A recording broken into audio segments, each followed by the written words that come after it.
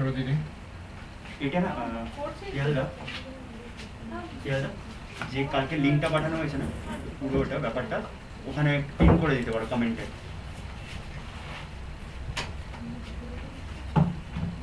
হ্যাঁ কি বলছো? পিন করে দাও কালকে যেটা সোশ্যাল মিডিয়াতে করে দাও না একটু। কি আছে কোনটা? এখানে না ওখান থেকে করতে হবে। কালকে যেটা সোশ্যাল মিডিয়াতে গেছে এখান থেকে তো সত্যিই পারবো না আমি, যা সেটা আসছে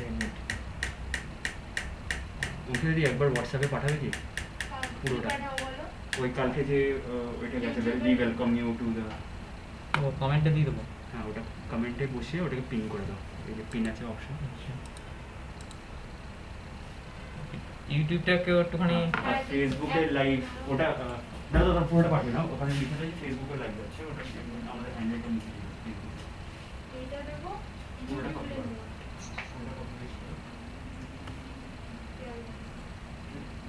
আপনি আগে পড়ো তার নিচে ওটা ফেসবুকে বসো আমরা ফেসবুকে হ্যান্ডেল আছে লাইভ যাইনি হ্যান্ডেল দাও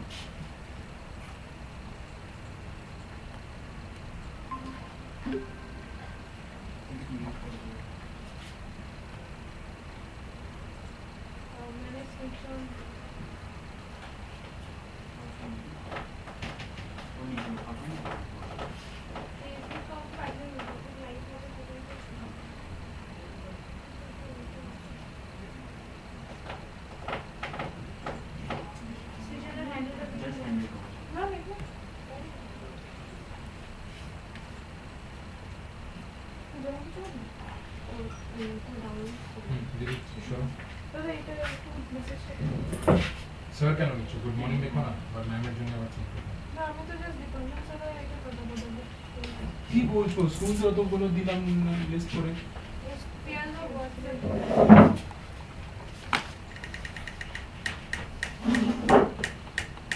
কি সব বলছো তুমি?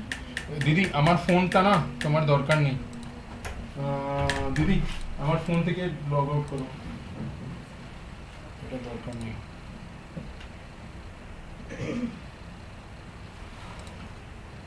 তুমি এটা ফোনটা রেখো, ভালো আসবে।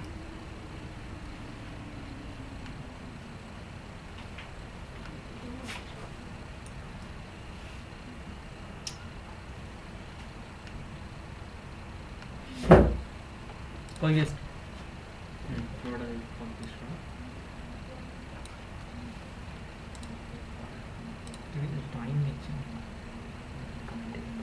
আচ্ছা, I'm going to keep my camera on, so I don't want people আপনি কি dancing. এখানেই বসবেন?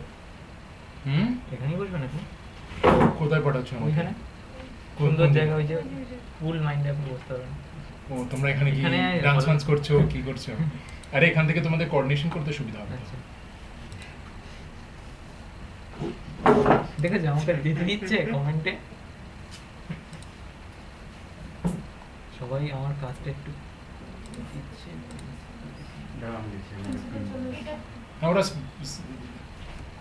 আচ্ছা সবাইকে বলছি নিজের নিজের যাদের ফোন করতে হবে না, নিজের লগ ইনটা দেখে দেখে করবে। হ্যাঁ বসো বসো, তুমি বসো। এগুলো অন আছে? অভিষেক এগুলো অন আছে। তুমি হ্যাঁ এটা অন রেখো, ইউটিউবটা অনই করে দাও। দিদি এখানে এসো, তুমি দেখার জন্য কি কারা কারা জয়েন করেছে কারা কারা জয়েন করেনি তুমি দেখেছো? হ্যাঁ পিপলটা দেখে দেখে তুমি করবে, বুঝতে পারছো তো? বিনে যাও টু লেফট।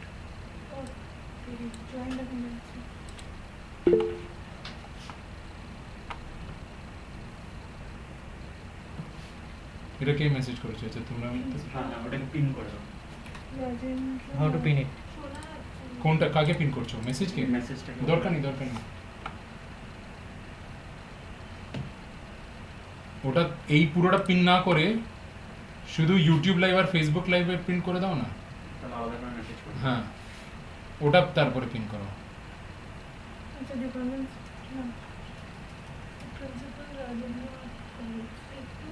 অভিষেক দা ওটা তুমি লেখো Facebook live, we are also live on Facebook and YouTube, please find the message below, আর ওটা তারপরে তুমি পিন করো। আমার এখানে পিন অপশন নেই, পোস্ট করতে হবে। হ্যাঁ পিয়ালাকে দিয়ে দাও। হোয়াটসঅ্যাপে পাঠিয়ে দাও।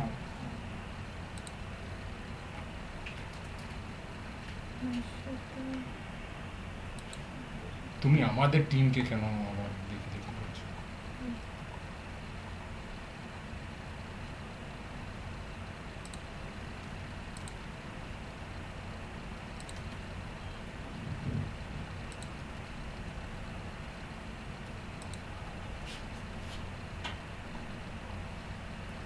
Record session.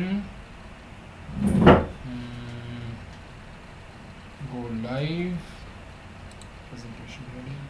পৌলমী ব্যানার্জি।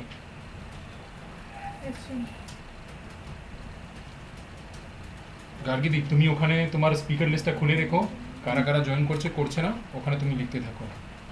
সবিতা সিং ইনি তো ঘুমিয়ে পড়েছেন। শুয়ে শুয়ে দেখছি, অডিও ভিডিও অফ করা যায় না। বাচ্চারাও তো জয়েন করেছে। আহ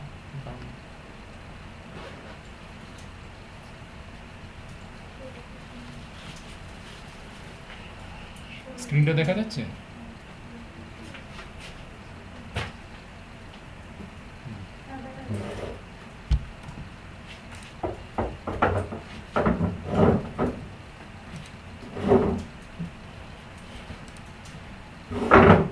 এইবার স্মুথ আসতে চলেছে।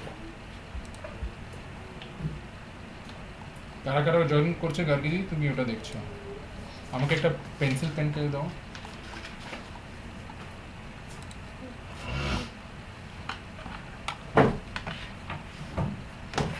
এই ঝামেলা কার? প্রিয়াঙ্কা চক্রবর্তী, সুরজিদার নাকি?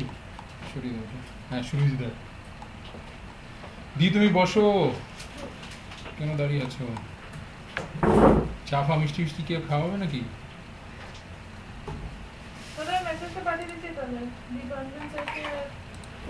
হ্যাঁ হ্যাঁ হ্যাঁ করে দাও।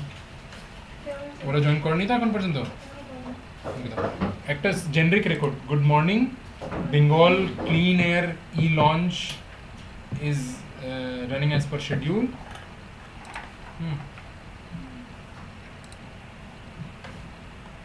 স্যার জয়েন করেছে? ওটাই করো না, আমি আরেকটা পাচ্ছি। দিদি আমাকে দেখাও। আমার কাছে যা আসবে সব অ্যাকসেপ্ট করে নেবো। হ্যাঁ আমার ফোনটা। ও আমার ফোনটা।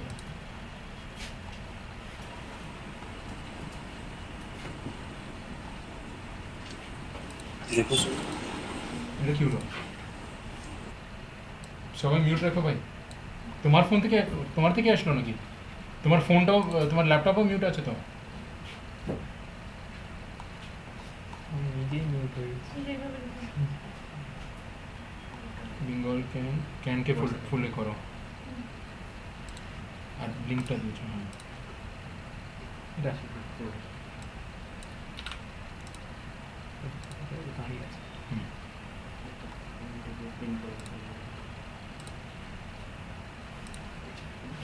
পিনটা কি করে কন্ট্রোল করে গেছে? পিনের তো কোনো অপশন নেই।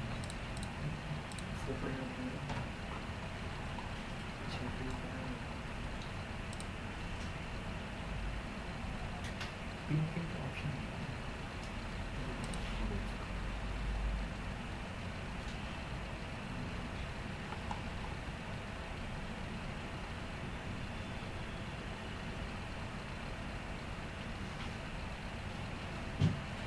Good morning sir. Sir I hope आपका सेटअप और उसमें कोई प्रॉब्लम नहीं हो रही है to join. Sure sure sir, okay sir, thank you so much sir. Bye sir, we ready to start as soon as you. हाँ जी सर। Sir mostly schools, colleges, principals are there. Some students have also joined. There'll be some NGOs, NGO heads also in the mix. So, service thank you again, sir. And some experts in the environment sector. Yes. Okay, thank you, sir. Take your time, sir. Thank you, sir. চারশো ছাড়িয়ে আমার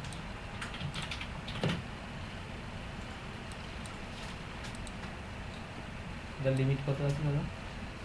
হুম limit কত আছে limit মানে মানে join করার limit কতজন আছে 60 250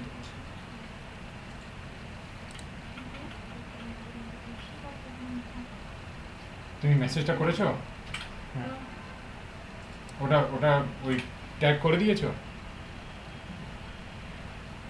ওটা ওটা করেছো পিয়ালা হ্যাঁ পিন হচ্ছে না পিন হচ্ছে না না। থাক। এটা কি হচ্ছে এখান থেকে হচ্ছে মিউট করে দাও। এটা এটা মিউট কৌশিক দেন এগুলো মিউট করো আমার আমার টাইম লাগে না অ্যাডমিট করে ওখানে মিউট করতে টাইম লাগে ওইটুকু যেটুকু শোনা যাচ্ছে টাইম দিচ্ছে না পুরো আমার Good morning, everyone. ये कहाँ से आवाज आ रही है यहाँ से आ रहा है कैसे आ रहा है Nita, you have to carry on for at least maybe little more than 5 minutes because ACS sir is going to take a few extra minutes to try. ठीक है after you finish you give it over to me and I will bas that's all no more than that you start exactly at 11 exactly no you start शुरू करो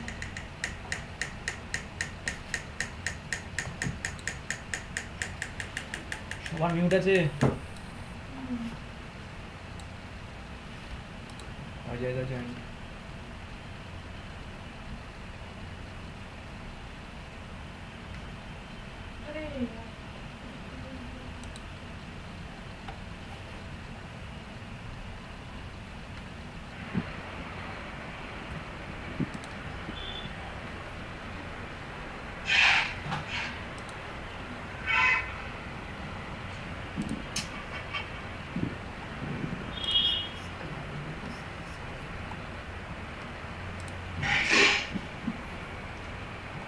Good morning, everyone, and a very warm welcome to the launch of Bengal Clean Air Network. everyone mute your phones It's a very proud Come here, I'll show you moment how to for do all that. of us at the Switch On Foundation.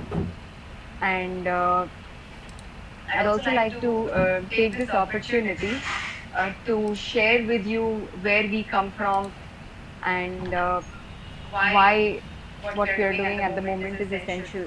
So life for us at Switch On Foundation has actually now come to a full circle. We had initiated Switch On Foundation way back in 2008 with a very strong focus on climate action and creating environment awareness amongst people.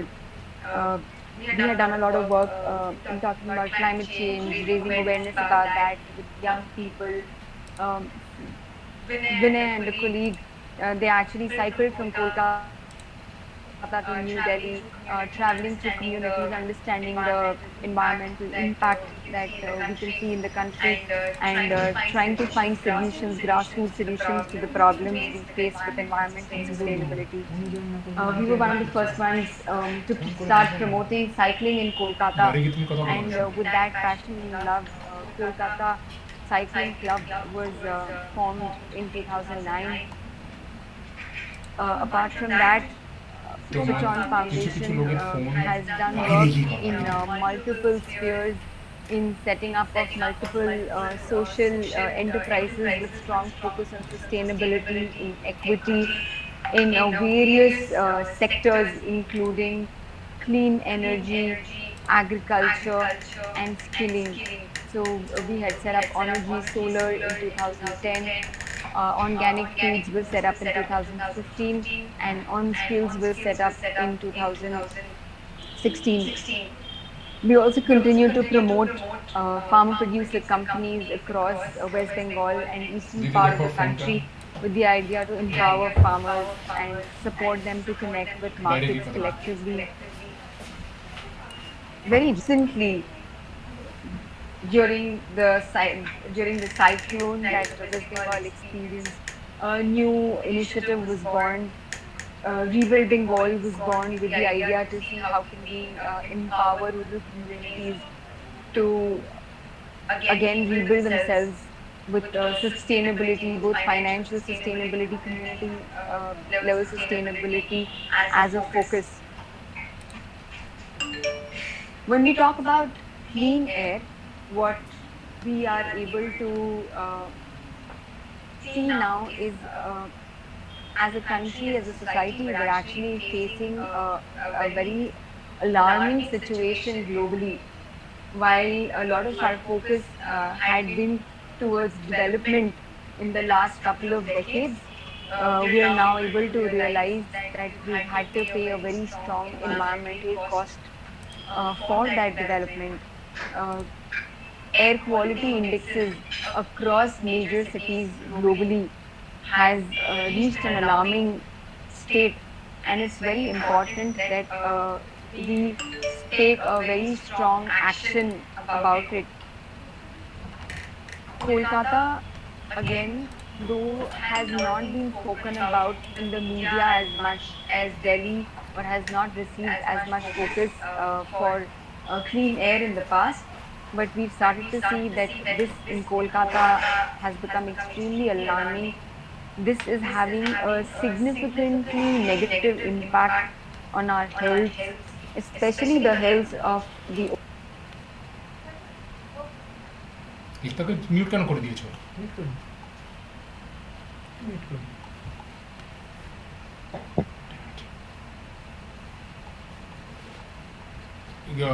Someone call Ekta.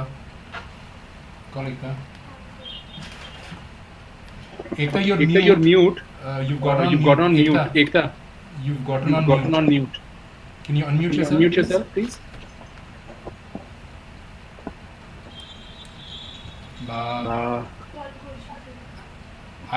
I'll step in. Namaskar, আমার নাম বিনয় Jaju. While Ekta is on mute, আমি একটু Ekta, you're on mute. নিজেকে unmute করো please. Can you unmute yourself please? Oh, sorry, when I didn't realize I was on mute. You just went on mute for the last 1 minute or so. Oh, sorry. Until when you're able to hear me, if you can share. That's okay. You can pick up from wherever you like. Okay, so I'll start with Kolkata and the alarming rate of pollution that we witnessed in the last recently. So while Delhi has been a very strong focus of alarming air quality index and the poor air quality, and Kolkata has not really received as much media attention. But the state of air quality in Kolkata is significantly alarming. And with that as a focus, Kolkata Clean Air was set up a few years back, and it has taken up multiple initiatives, starting from understanding the root cause of this problem to proactively finding solutions and creating awareness on how we can tackle it as citizens. But apart from Kolkata, what we've also realized that there are other metro cities within West Bengal. There are 7 other cities actually that are non-attainment cities under the NCAP, and one of the most polluted cities in the country.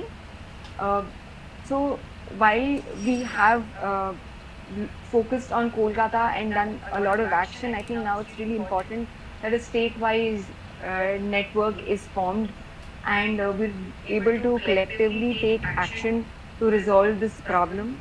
Air quality index, poor air quality index can have terrible impacts on health, especially on the vulnerable population, children, the elderly, and it is very important that this is brought under key focus, and we are able to identify causes and solutions to this problem, so that we're all able to breathe clean air. So, like they say, for clean air and blue skies, I really wish Bengal can a lot of success, and I'm fairly hopeful that this group of community that's come together to proactively tackle this issue will be able to have some very positive results in this space. So over to Vinay. Hope you can take the proceedings forward. Thank you very Thank you very much, Ekta. Ekta. It's now my It's now my absolute honor to invite Sunil Sunil Kumar Kumar Gupta Gupta sir. sir. I've I've known known Sunil sir for not for very not very long, long, about a year or so, and I and I found him to be the most kindest soul, very very humble for the for the position position and the kind of responsibility he has for the state of West Bengal. Continues to inspire us always. Sir, it's an absolute honor to have you inaugurate this event as we set up Bengal clean air network Bengal can. আমি sir আপনাকে একটু অনুরোধ করবো যদি আপনি একটু কিছু কথা দিয়ে আমাদের এই প্রোগ্রামটা ইনগ্রেট করেন। Thank you so much. Thank you very much, Vinay. I hope I am audible to everyone. Yes sir, you're audible. First of all, I would like to thank both Vinay and Ekta for inviting me to be a part of this wonderful initiative which is being launched today, which is called the Clean Air Network Program. I think Ekta ji has set the ball rolling in the right direction with a wonderful presentation about the need, the necessity and the requirement of clean air. Today's inaugural program will see a galaxy of distinguished experts. I can see Dr. Kalyan Rudro on the screen. I'm sure there are many others of his high stature who will be joining today's program and become a part of this initiative.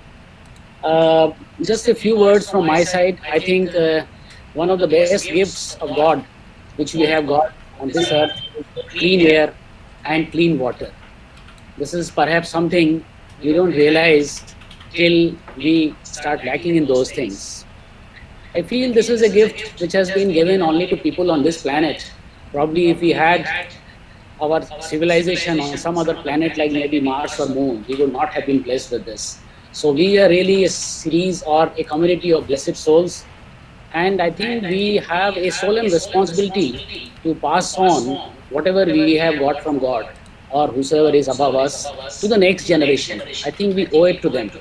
Let us pass on the same quality, if not a better quality of air and water to the next generation which we got when we were born. I think that is incumbent upon all of us. As Ekta has rightly pointed out, clean air and clean water, especially clean air, is an essential prerequisite for good health. I am not an expert, but in the last few months, we have all gone through this pandemic and seen the effects of lockdown. While I'm sure all of us would have been looking at the ill effects, the bad effects of what has happened to all of us in terms of our physique, our mental health, our eating habits, our socializing habits.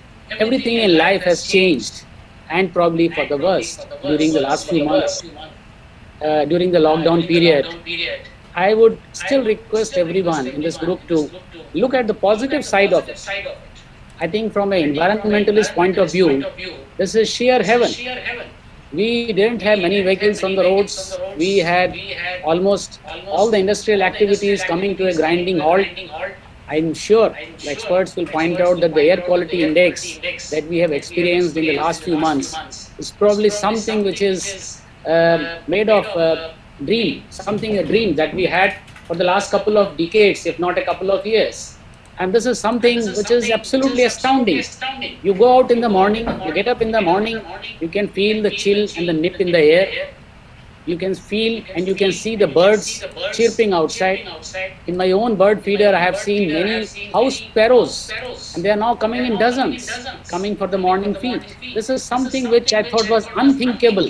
We had almost given up on these house sparrows, which were part of our household even 2 or 3 decades back. But now with the lockdown, I see more varieties of butterflies, more varieties of pigeons, more varieties of birds chirping all around in the morning. This is absolutely mind-boggling.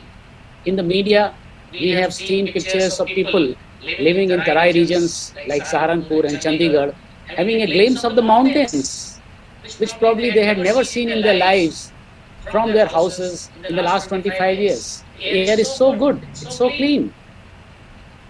We can see the stars clearly in the night. This is something really fantastic. I think we owe it to the lockdown to give us, which has given us a better air quality. probably something we realize, this is probably something we realize when we go out of India. When you go to a developed country like USA or many of the Western European countries, you can immediately feel the quality of air has improved once you land there. Once you come out of the airport, you can see it clearly. When I was in Harvard University and we used to walk down to the Kennedy School of Government every day morning over the Charles River, you can clearly see the trees, the greenery, everywhere, all around you. This is something which we miss in India, but I'm sure we will not be missing it for long. With the effort of all the people in this group, we will be able to reach a much more comfortable position. Air quality is something that we are struggling in India for a long time now.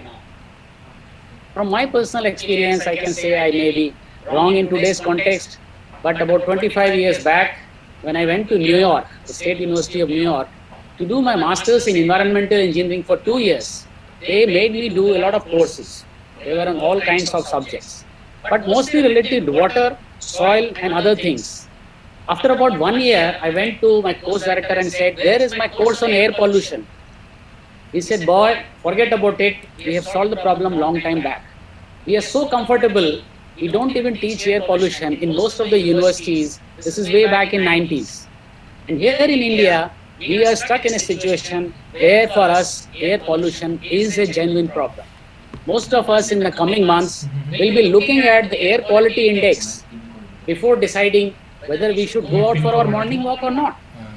AQI monitoring is a very important activity, and I can tell you the West Bengal Pollution Control Board is doing a fantastic job of it.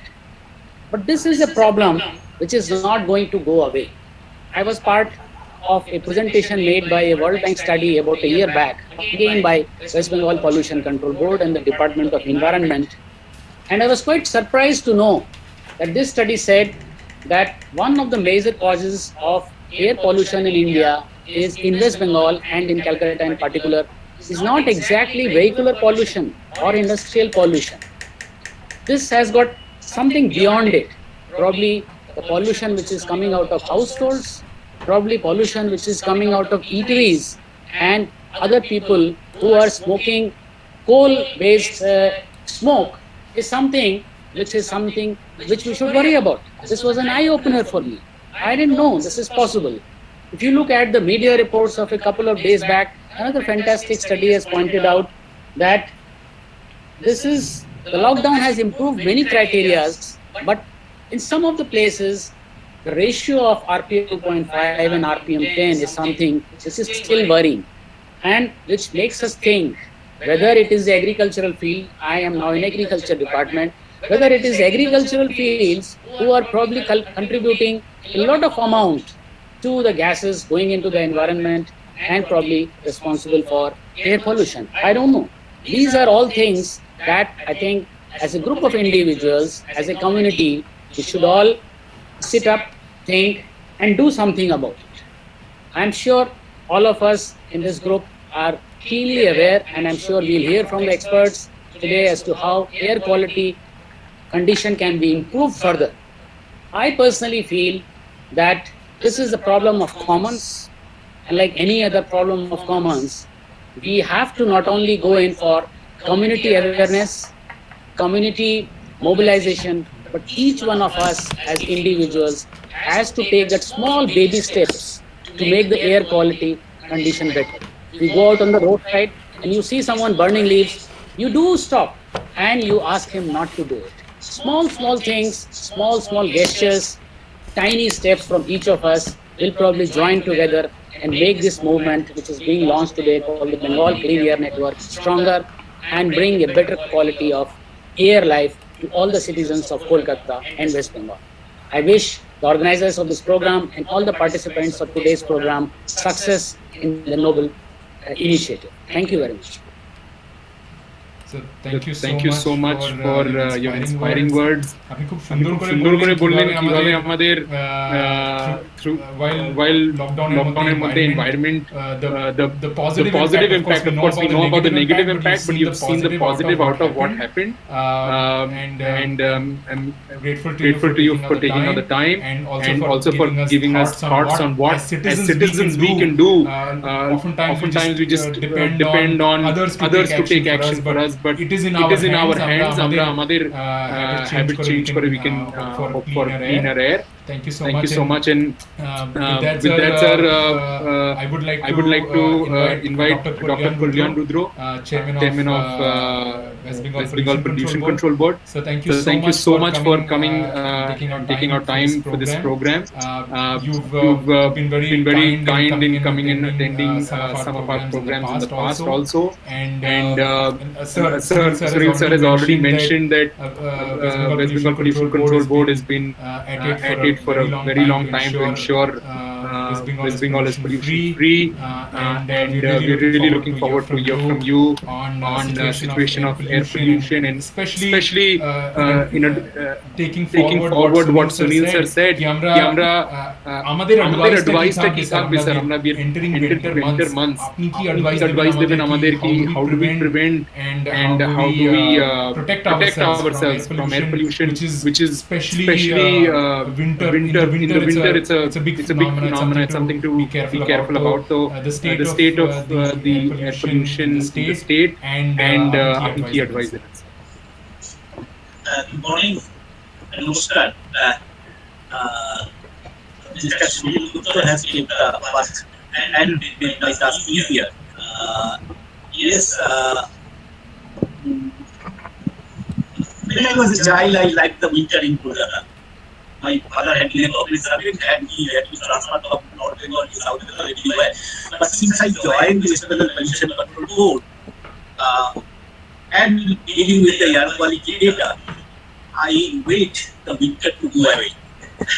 Really, it is a deep anxiety for me, because it is largely meteorologically covered. From November onwards, particularly from Diwali nights onwards, the air quality, particularly air quality index, is alarmingly bad, not only in Kolkata but almost from Siliguri down to Diamond Harbour. So the air quality, the bad air quality continues till March, and since April onwards, when temperature goes up, the particulate goes up, and from June we get a relief because of the onset of the southwest monsoon. So during the winter we are really much stressed. You must know that we assigned a project to Delhi to find the source approximate study of the Kolkata, and it says that we have two problems. One is PM10, other is PM2.5. All other particulates we are fortunately within permissible limit. But this PM10 and PM2.5 is so alarmingly high that air quality index in this city becomes a matter of anxiety for us. This study, yes, I fully agree with Mr. Gupta. This study, it was also an eye-opener for me.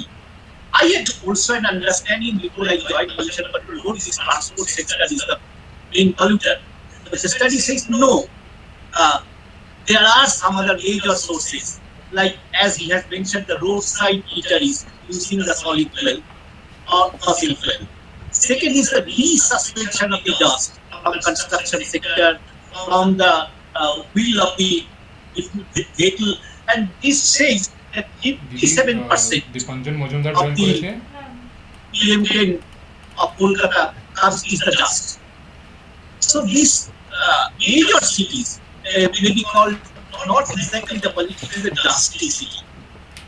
And PM2.5, it is sometimes 28% coming out of the dust.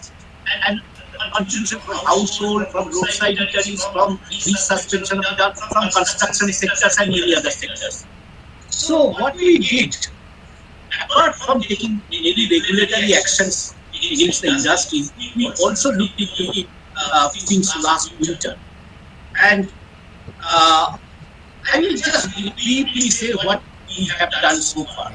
Last winter, along with my colleague, Mr. Rajesh Kumar, we decided the sprinkling of the roads not only in Kolkata but other non-attainment cities. And the result was remarkable. Believe me, our database will show, if you go to our website wepcb.gov.in, last winter, particularly December and January, we had been complying in terms of the national air quality guideline. And this is historically for the first time we had been able to control the dust, that is PM10 and PM2.5. After the Amphan, Kolkata lost about 50,000 trees. The forest department, along with KMC, started to repaint Kolkata. West Bengal government jointly with the responsibility of Salt Lake, Gaboti. I talked with Mr. Devashish. I talked with Honorable Forest Minister. We took the responsibility of Salt Lake and VIP Road. And I'm happy to announce here that we have so far planted about 17,000 trees. This responsibility we took. Crop burning has become a major issue. The crop residue burning. It initially started from Haryana and Punjab.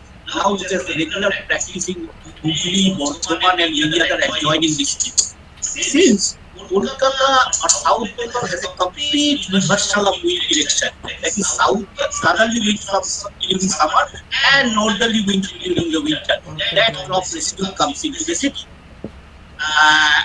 What we did, I collaborated with IIT Delhi, and we have already set up a GIS lab where from we are regularly monitoring the crop residue burning from our lab and keeping in touch with the district administration to take the actions. And Mr. Professor Shamli Dey of IIT Delhi, he has been monitoring, he has been collaborating with us, and he is the key person behind the screen. And we have research scholar here in Kolkata too. Regarding the other non-attainment cities, we have signed a MOU with IIT Delhi. The 7 cities have been identified. These cities are, apart from Kolkata, Howrah, Barakpur, Haldia, Raniganj, Asansol, Durgapur. We have assigned for the source assessment and capacity building study to IIT Delhi and also ISAR Bhopal. And 2 cities, Barakpur and Haldia, will be taken care by the NIDI itself. So, what we are doing again, we have a problem of transboundary pollution. That is, since we are at the tail end of the Indo-Gangetic plain, the northerly wind carries dust from Jharkhand, UP, Bihar into this state, and that we can't control within the territorial boundary of Kolkata. This is a serious issue we need to deal with. The methane emission from rice fields and also many dump sites has also become a serious challenge. What we are doing, we have, apart from capping the old dump sites of Kolkata, you have seen it has become a green hill, the old dump site, Dhapa dump site. The other dump site, active dump site of Dhapa, Pramod Nagar, that is near Dakshineshwar, Ullar Veri are being biomined. This is according to order of the Honorable Green Tribunal. We are biomining and we have entirely recycled the waste. There are 107 such legacy dump sites in this city, which will all be biomined. And this is a program of the city. And we are motivating all the roadside eateries using the solid waste to switch over to cleaner fuel. This is a program of the West Bengal Pollution Control Board. We have so far donated the gas-based ovens to about 4,000 eateries in Kolkata, Howrah, Salt Lake, and other non-attainment cities. This is our ongoing program. This year, we have floated another tender for the sprinkling of the not only in Kolkata but in all non-attainment cities. This we will start from November onwards. You must have seen the e-buses have been introduced in Kolkata. the first experiment we made in collaboration with Transport Department is the whole bed operated buses in Asansol and Durgapur. That had been successful. We are expecting that CNG will reach Kolkata at least with some limited capacity by the end of this year. If it really reaches, that will be a landmark in the history of Kolkata. And the one other issue is that the expansion of the our monitoring network. We have continuous monitoring stations in Kolkata at about 7 locations. We are expanding it all over the state. We are going to install 58 such stations, at least 2 in each district by the end of this financial year. And we have already collaborating with, I have talked with different vice chancellor and of the college to provide me the space, and we shall have a display board so that people can know what kind of air they are breathing. So these are the actions we are taking here, and I believe if you come forward, if every citizen participates, I also see some of my dear students here in the street.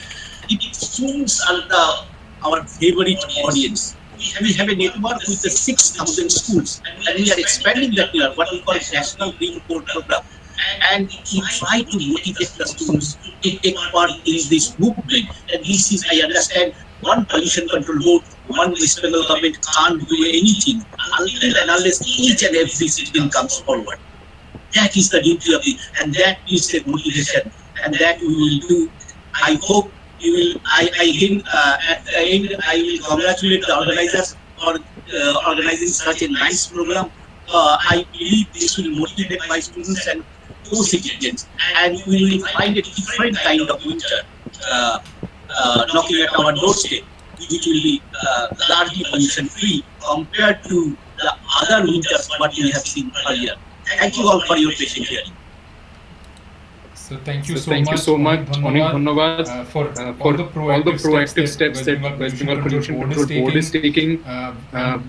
All of us, on behalf of all the schools and colleges that are here and also who are not here, we would love to partner with and work under you to ensure West Bengal has clean air for all of us to breathe. Thank you so much once again. I would now like to request Dr. Dipanjan Mujumdar, principal scientist and head NIRI. Sir, jodi NIRI ke apnara you took up the very important study, source of pollution study, Bengal. But I'd also like to know what are the sources beyond Kolkata in some of the other non-attainment cities as per your understanding. Dr. Dipanjan Mujumdar. Thank you, sir.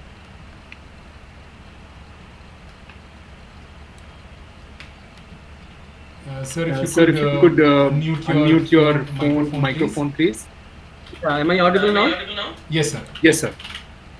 Okay. Thank you very much for calling me, and thanks to Switch On Foundation. And I'm supposed to briefly talk about the sources that are operating in West Bengal. So I thought I would just talk a little bit about urban sources and rural West Bengal also. Like what we found during Kolkata and Howrah study has already been briefed about by Dr. Rudra, but there are some other sources as well, like the prominent sources, as he has already said, was road dust, that is the resuspension of dust from the roads. Then vehicles, in terms of PM 2.5, vehicular source is also important. Construction debris, which is wantonly dumped here and there and they get resuspended, is also an important one. Then the as we call them, dirty fuels like cow dung cakes, coal, firewood, they are still being used in urban India, in eateries and some of the slums which are actually present there in Kolkata and Howrah and some other cities also. So those household fuels as well as fuels used in restaurants and roadside eateries, they also play a big part. Apart from the bakeries, crematorium emissions, hot mix plants which are seasonal in nature, and then the regions where industries are operating, thermal power plants are operating, there also these sources become important in urban areas.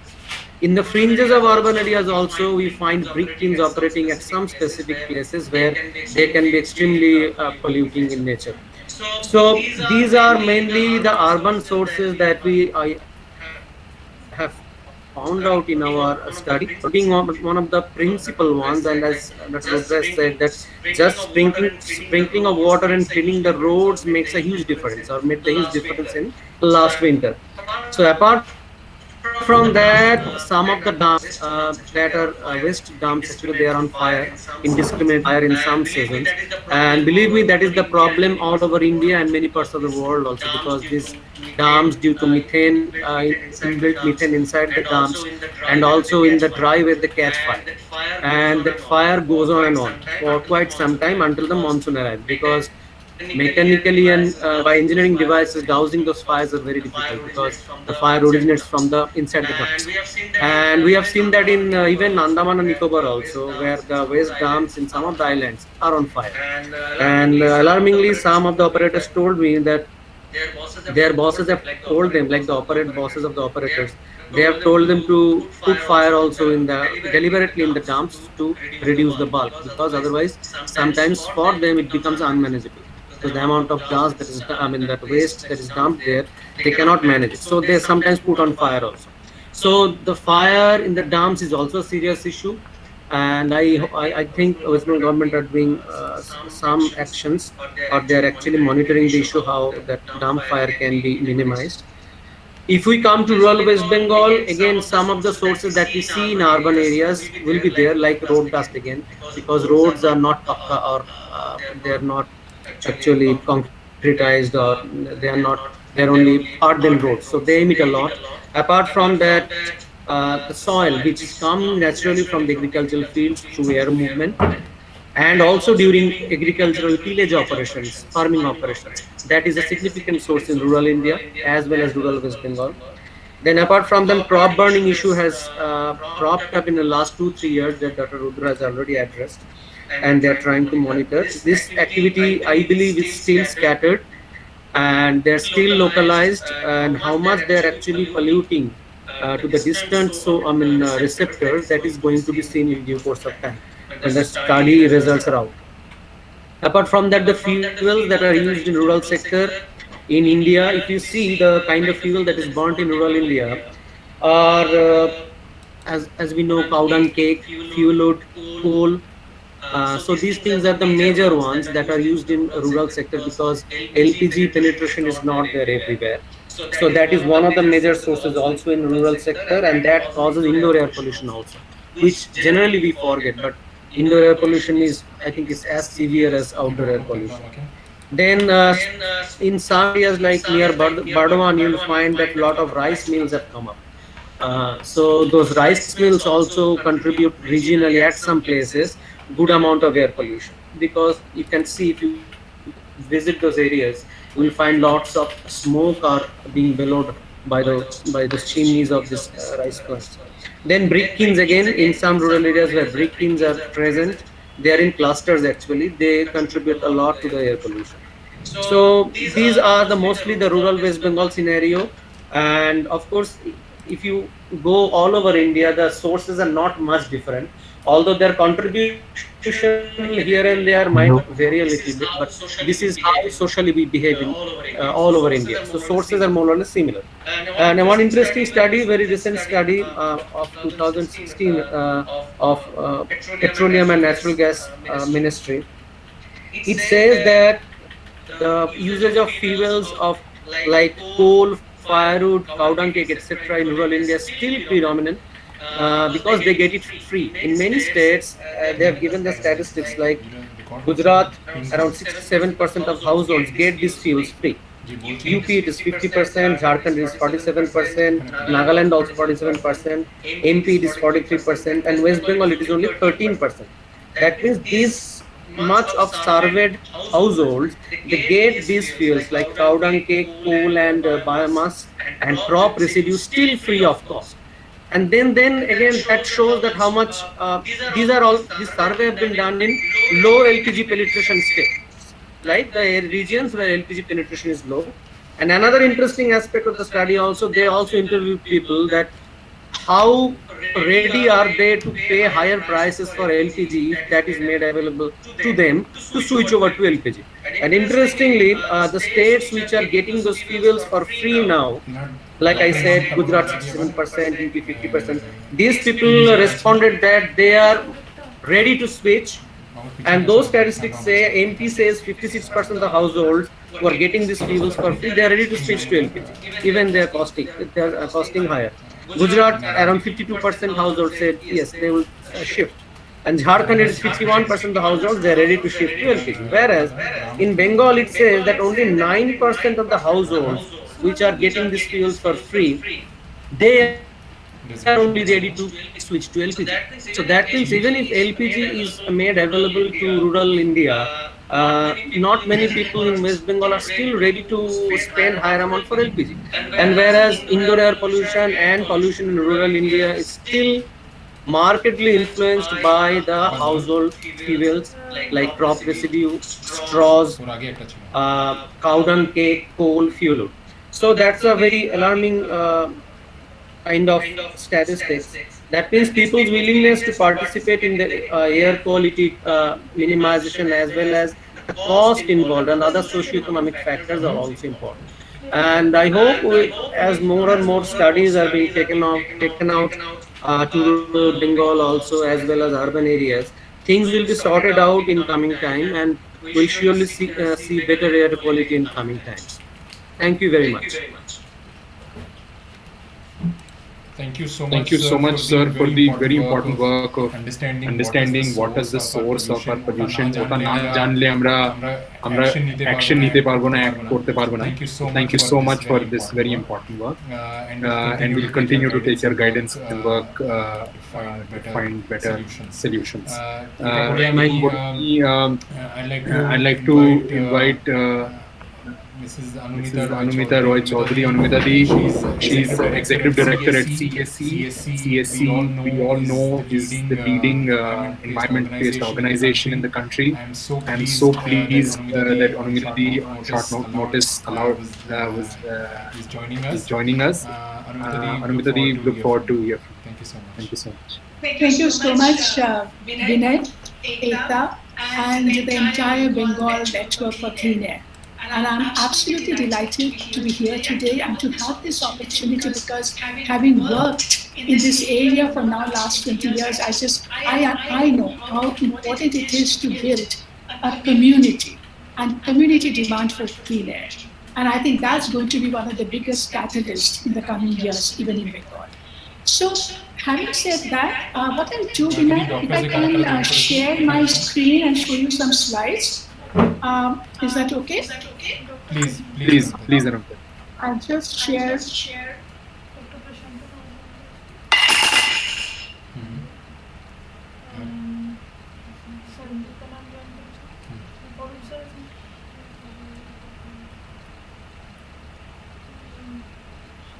Just a moment, I'm sharing.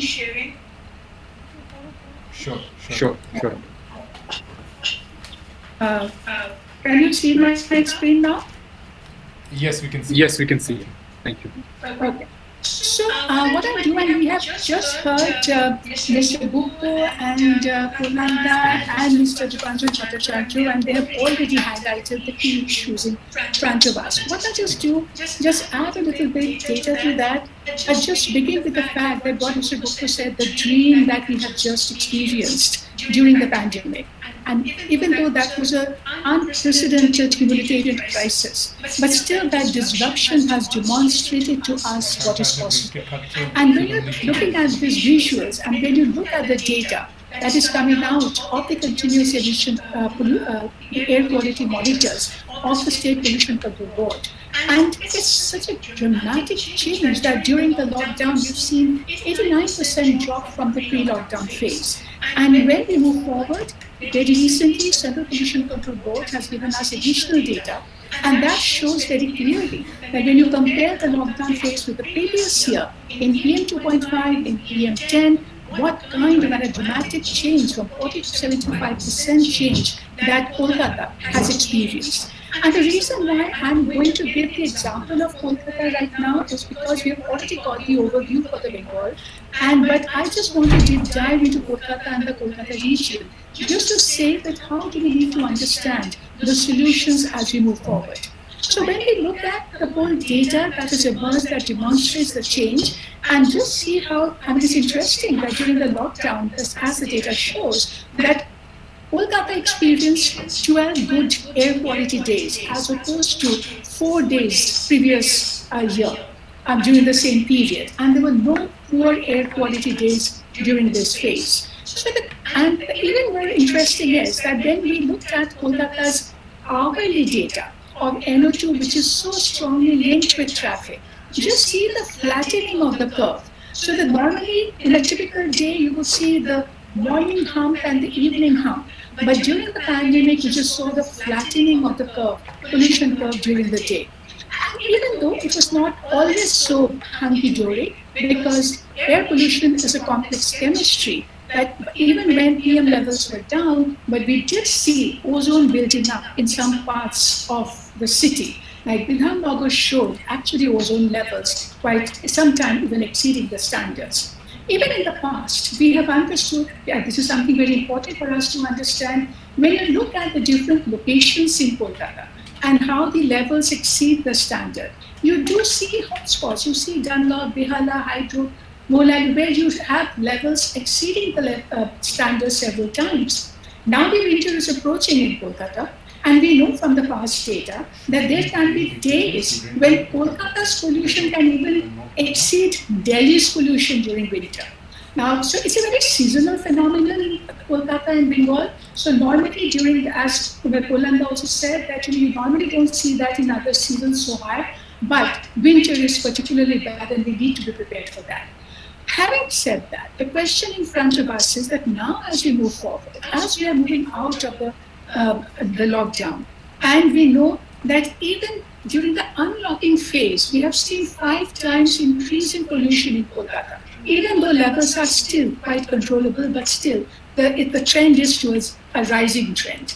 So how do we retain the air quality gains, especially keeping in mind that in Kolkata, Howrah, the annual average levels of PM10 will still have to be reduced by at least 48%. So going forward, how do we understand that? Now, we cannot let this crisis go waste. Now, how do we draw lessons from this crisis? One, scale and speed of action matters. And we have to reduce the regional influence of local air pollution. Pollution does not follow administrative boundary. So now we should not be talking only in terms of city-based plan, but we now need a regional plan and an airshed approach to controlling pollution. What is very interesting and that's very encouraging, that all the 7 non-attainment cities in West Bengal who are now implementing their cleaner action plans, they've already included all these pollution sectors as a multi-sector plan. So vehicles, industry, power plant, waste, solid fuel, dust generators, urban green, and in some areas mining. So all of these are already part of the cleaner action plan under the NCAP. And that's the first step towards getting a good things done. And it's absolutely necessary that we implement this with absolute discipline to be able to reduce the toxic risk. As you know, that for West Bengal, the state GBD has shown that air pollution is the 3rd highest risk factor. And if we are able to control pollution, we can add 1.7 years at least to our lives. We can live longer. So this kind of data has actually emerged for West Bengal.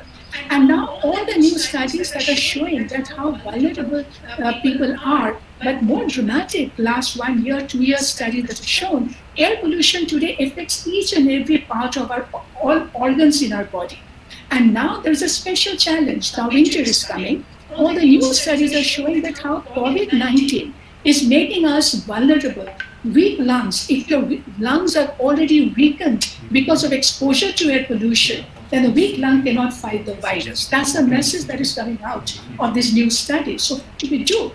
Now, we have already heard our esteemed panelists and who have already highlighted, and I've just listed it. It's not that Kolkata nothing is happening. A lot is happening already. the first generation action that Kolkata has already implemented, if you look at it. So you have a phase out happening. You have introduced other state 6 emission standards. LPG-driven three-wheelers are there. Two-stroke auto rickshaws being banned.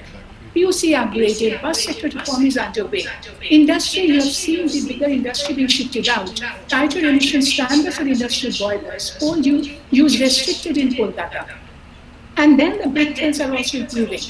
But then in this context, it is more important for us to understand the second generation challenge. And the big message that I would like to give out is that today, while we want very strong community awareness about the problem of air pollution, it is even more important to have community awareness regarding the solutions to the problem. And that's what I would really like to focus on today. And therefore, when you're looking at the second generation challenge in Kolkata and the region, you find that it is the vehicles, the transportation sector, certainly the huge motorization, dieselization, and the infrastructure deficit for public transport, walking and cycling. That's something the city will have to fix. In the industry sector, the big challenge remains with the small-scale units, use of dirty fuels, compliance and fugitive emissions. And the area-wide sources, we have the problem of solid fuels in households, open eateries, the problem of clean energy access, open waste burning, all that our panelists have already listed for us. So then, how do we then deepen community understanding of the solutions? So now, even though Kolkata city does not have a power plant, but it's the region around it, the larger AMDA area has. So when you're looking at that, how do we as a community therefore ask for very quick and a very, as soon as possible, that there's no further delay in the implementation of the new emission standards? How do we incentivize the power plants who will be able to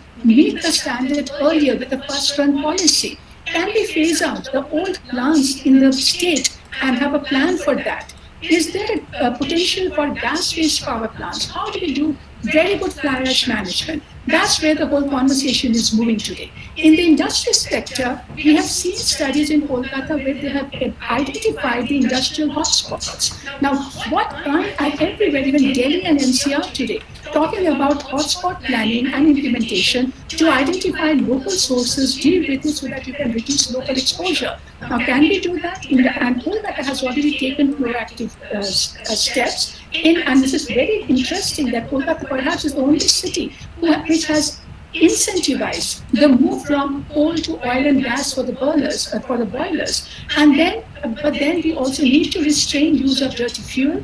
We need to implement the new standards and the brick kilns that we have just heard about in the larger region. They also now need to move to the much more improved kiln technology. So that's where the contract is going. Vehicles remain a very complex problem because of their numbers, because of the technology, and so look at the on-road emission strategy that we really need to focus on now.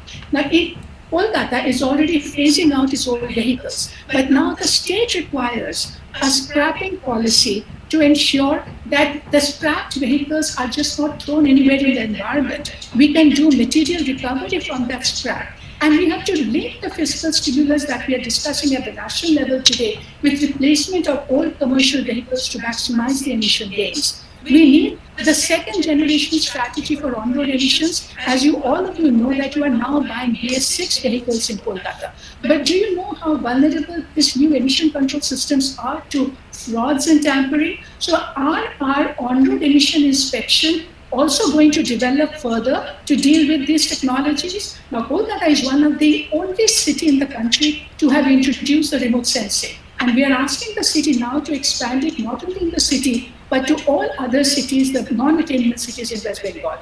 The biggest challenge is the mobility crisis. Because with the motorization, we know that the only widening, you cannot ever find enough land to make more and more roads and to widen your roads. And more of this you try to do, you will lock in more congestion and more pollution.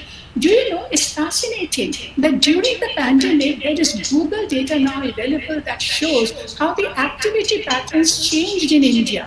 And what is most dramatic is that the retail, recreation visit and office visits reduced by 60 to 84%. And the activities in only residential areas increased because we were all working from home. And for the first time in India, there is a data to show that the walk trips exceeded motorized trips during the pandemic. And that is where Kolkata's advantage is. And we have to build on that advantage. Kolkata has the second highest share of public transport among all cities of India. And because of the most diverse public transport system, it has the lowest average trip length among all mega cities. It has the lowest average distance. It has the lowest vehicle stock because you have other options available. And because of the compact city design, you have been able to keep your distances small. Imagine the power and the potential of this urban design that allows you to walk, cycle, use public transport, and reduce the pollution intensity of the travel. But then, that's the biggest question in front of us to move towards a new normal. Because of the pandemic, the public transport system is virtually collapsing. And because of the social distancing requirement, they are performing at a suboptimal level. And if we do not do something immediately to for their revival, then nationally we are seeing that all transport corporations have lost revenues by 48%. And the government's viability gap funding requirement has increased by 69%. So if you do not infuse resources and have a green recovery deal for the sector, then public transport, the vision that Kolkata has for 2025, how do we even realize it if we do not have a clear strategy for this? And if we don't do this, then the personal vehicle usage will continue to increase and foul up the air. And these reforms are already underway in Kolkata. But how are we going to ensure that this reform is carried forward, your electric bus program is carried forward? Another big challenge, and therefore what we have seen from the global experience during the pandemic, because people now want to have contact-free walking and travel. Therefore, walking and cycling is contact-free, and therefore you do not catch infection. And because of that interest, globally, you look at in any city globally, they are now just coming up with their pop-up lanes for the cycling, walking, or safe cycling and walking. And that's where the whole focus is, at how can you quickly shift your short distance travel to walking and cycling. And keep in mind, in Kolkata, nearly half of your travel trips are below 3 kilometers. So if the government has, and we are encouraged to see that the government of Kolkata has actually talked about cycling master plan for the city. If we can roll that out very quickly, then just understand the opportunity of decarbonized zero-emission travel and how quickly we can have. And Kolkata has this natural pedestrian precincts. Now just identify these areas, pedestrianize them, and connect them with electric mobility feeders or public transport, and just understand the emission benefits. Do you know in Kolkata today, it's just not that you have constrained road network for vehicles to move. If you look at the way the parking demand from vehicles are using up Kolkata space, 100% parking in Kolkata municipal area is on street, and this has reduced the average traffic speed. The street parking has reduced footpath space by 50 to 70%, and that's an older estimate. Parking violation today is 70% of total traffic violation in Kolkata, according to the traffic police. And parking encroachment can block fire tenders, emergency services in the congested areas. Globally today, therefore, parking strategy is being adopted to reduce emissions by capping parking and by reducing vehicle usage. So we also need to now, and we know that Kolkata is working on its parking area management plan. Kolkata's current strategies do reflect some good practices, but we need the collective consciousness and awareness to push for the right agenda and the right policy. While Kolkata is designed for compact city, but the moment you move out of Kolkata to the new development areas, you realize that the new urban design is car-centric, which is giving advantage to the movement of car, but without any good public transport connectivity that blocks in huge amount of pollution. Now we have to therefore think through all the new development, redevelopment in all the non-attainment cities and other parts of the state, that how can we adopt the compact city design and walkable, cyclable, and with good public transport design, because otherwise we will not be able to win this battle. So understand what is the problem and understand what is the sustainable paradigm. The problem is on your left, and which is only car-centric. You're only building flyovers and wider roads, and that is blocking in more pollution. But the right photograph is what is you need to modernize. That's a Kolkata street with only buses, with taxis, with people walking, barely any personal vehicle like a street. But this will be attractive only if we invest in the infrastructure to modernize that. So, and the final point that I just want to make here is, and end with it, that we have already discussed the problem of waste, and we do have estimates for Kolkata and from the municipal corporation how much of waste getting generated. We have just heard about methane capture from the landfill sites, and also the whole problem of construction and demolition waste and the dust from the construction. Already solutions are there. There are rules and regulations that have already been crafted for this, for segregated collection, for recycling, for treatment, and for reuse of waste. And that's where the entire focus has to be. Kolkata and all other cities of West Bengal must immediately inventorize and characterize their waste and quantify the waste and design the system of waste collection for segregation, material recovery, and recycling. That has to be the non-negotiable agenda.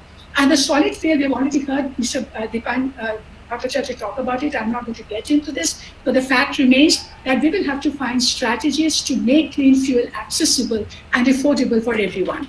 Crop fire, this is when we looked at the data for crop fire around West Bengal, we realized that, but I'm glad to hear from Mr. Ruto today that, we are already on our way to strategize and control this, but this will certainly require a very strong seasonal focus.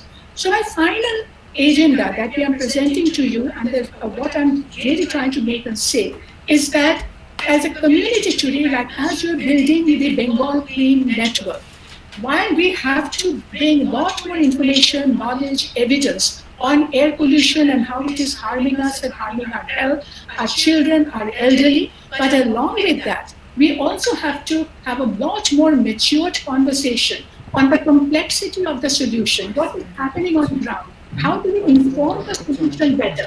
And that's where, so we need the massive transition. Cross stage, we need the transition to clean fuel and technology. We need massive mobility transition. We need paradigm shift in the waste management, need scale and effectiveness. We need compliance and accountability. But understand we need awareness to change public conversation and politics on solution. Pandemic disruption has happened at an unbelievable scale and speed. But remember, we also need action at a similar scale and speed to breathe easy. While technology solution exists, while regulations already exist, implementation has to be the main focus. But along with implementation, this is my last slide. And this is what I'm going to say. I always love to show this to the community. That along with technology and regulatory change, you also require a mindset change. So here in an advanced country, a Dutch minister can visit the Queen on a bicycle. We cannot enter the five-star hotel in a bicycle. Now that's what the behavioral change is all about. So if we can collectively work towards and understand the multi-sector solution that needs to build up across the state, we will find our solution. Thank you very much. Ananthadeep, thank you so much. You've left us with so many suggestions, questions, answers. This was very, very insightful. Again, thank you so much. And it sets the ground for the next discussion where we have with us some very senior doctors from across Bengal. We have Dr. Prashant Kumar Singh, who's HOD pulmonologist, IQ City Hospital, Durgapur, Dr. Arup Haldar, pulmonologist, Columbia Asia, Dr. Sanjukta Datta, who's with the Fortis Hospital, consultant head, and Dr. Suman Malik, clinical director at Narayana Super Specialty Hospital. So one general question, two questions if I may ask our esteemed doctors who've joined us. Thank you very much for joining. And two questions. One, we're hearing about how air pollution, and there are a lot of reports out there, how air pollution is going to increase the risk of COVID. That was one question that's burning inside me. And the second is, of course, how bad and how severe is the problem of air pollution in the state of Bengal. So if I could request short comments from our doctors. Dr. Sanjukta Datta, if you could make a quick comment, please. Yeah, Actually, air pollution in the winters are a real headache for all of us as doctors. Because being a doctor, I am not an environmentalist, but I thought about this pollution a lot and worked a bit because we have seen the shift. When we were kids, we never saw this many kids having inhalers. Nowadays, it is very common. There are so many kids coming where we need to give nebulizers, inhalers to a kid, and there are many lung problems. All the patients they come with either asthma, COPD, permanent lung damage, and also it is not just lung. It it causes a stroke. It causes the damage to the heart, as I said, different kinds of allergy, and also it can cause damage to the unborn fetus in the mother's womb. And the cancer is also very much possible. And we are seeing, over the I am practicing medicine for more than 20 years now. What we are seeing that it is actually increasing. Maybe we have not kept the tag how much we were seeing 20 years because we never thought of this could happen. But this is really increasing. And when a kid is suffering from childhood asthma or lung problems, they go to the doctor gives anti-allergic nebulization, and they think, okay, it will be cured. Many of the kids do not have symptoms after the age of 5. That's a good thing, but that doesn't mean that there is no permanent damage left in the lung. Only thing is the lung capacity increased and the patient is not having symptom anymore. But there is no guarantee that this kid after 40 years, after 30 years, when in adulthood or in the old age mainly, when he will have again the shortening of the lung capacity, he will have problem, right? So this is a continuous damage. And if we see the global data, India has the most lung problems in all over the world. So, and you were talking about COVID. I head an emergency department in this city. So, we are seeing COVIDs every day. My hospital, the half of hospital is full with COVID patients. Now, I am really scared because in normal winters, we get many patients who come with shortness of breath because of the pollution, because of the previous lung issues, and which is aggravated because of the pollution. Now, already COVID patients are coming with shortness of breath. So it will be a real headache for us to differentiate who is coming with COVID and who is coming because of the lung issues because of the pollution. And I really do not know when these two will overlap. I know this today what I am seeing is the panic from the COVID is going down. That's a good thing. But with the panic, the seriousness also is going down. That's the real bad thing. So people are thinking that yeah, it's okay because most for most of us, COVID is okay. It will come as a flu-like symptoms and it will go off. But then what is happening in at today's date, when the patients are coming to us, they are coming in very, very, very bad shape. Almost the lung is totally ruined by the COVID, or the patient's saturation has gone down, patient's blood pressure has gone down. So patients are coming already in the bad state because of this, reduced panic, reduced sincerity, reduced fear. So with that, when the pollution will add up, I don't know if the patient might die in at home or not. We might get more catastrophic response from the community. I really do not know. So that is the health problems we are already facing. So let's see what happens in this winter. We all can try to increase the awareness. And as I just want to add up this much, this is not total medicine. But I was also listening to the last speakers. They were doing really a wonderful job. And you all organizers and all the speakers, they are actually adding up. But as a layman in this perspective, what I would like to tell is, see, we talk so much, but then there are buses, taxis, which we see they are emitting black fumes. I don't understand how they are not caught in the pollution control, or how they are being overlooked. And there are people who burn garbages on the roads. there are even municipal people who are actually collecting garbage. The corporation people who are collecting garbage, they actually dump it somewhere and put on fire. So until and unless I believe if there is a control from the administration and everybody all around. When I see a garbage is burning somewhere, I get down and talk to the people that what you are doing, what you are inhaling in your lung. So I think the great awareness, if we can reach out to the schools, colleges, everywhere, where every single person who is sincere enough and responsible enough can stop and talk to the people who are doing it, and also a very strict law, because if I talk to a eatery in my area, there are some cars who comes in and uh, makes chicken tandoor on the road. So if I go and talk to them, it is their earning, so they will never listen. The person who is burning some garbage, they might listen to me, okay, they will not do it. But then they also need to know how to dispose this. They dispose it to the garbage carrier, and the same garbage carrier person is going to somewhere else and dumping it and putting the thing on fire. So all these things, I think, as you are trying, I believe the administrative part also should have a very big role. Otherwise, how Dr. we Sanjukta, all I think can control it until and unless there is a strict rule, strict policy, or fine or something. absolutely, So that Dr. is it Datta, from me. you've been Absolutely, such a Dr. Datta. You've passionate been such a campaigner for clean passionate air. campaigner for Thank you clean so much air. for all the Thank work you you so do much for and all the for work you all the do and for inspiration. all the inspiration. Thank you so much. Thank you so much. A question that has always A been question in that has my mind, and I always would been in my like mind, and I would to like ask Thanks a lot. Dr. Singh. Dr. Singh, Dr. Singh, Dr. Singh, Kolkata নিয়ে অনেক কথা কলকাতা নিয়ে হয় অনেক কথা হয় about air pollution about and air the pollution impact and of the air impact of pollution. air I've pollution. been I've wondering been wondering what is the situation outside Kolkata. You're from Durgapur. So So what is the situation of air pollution and the impact of its health on citizens outside of Kolkata in West Bengal, cities like Durgapur?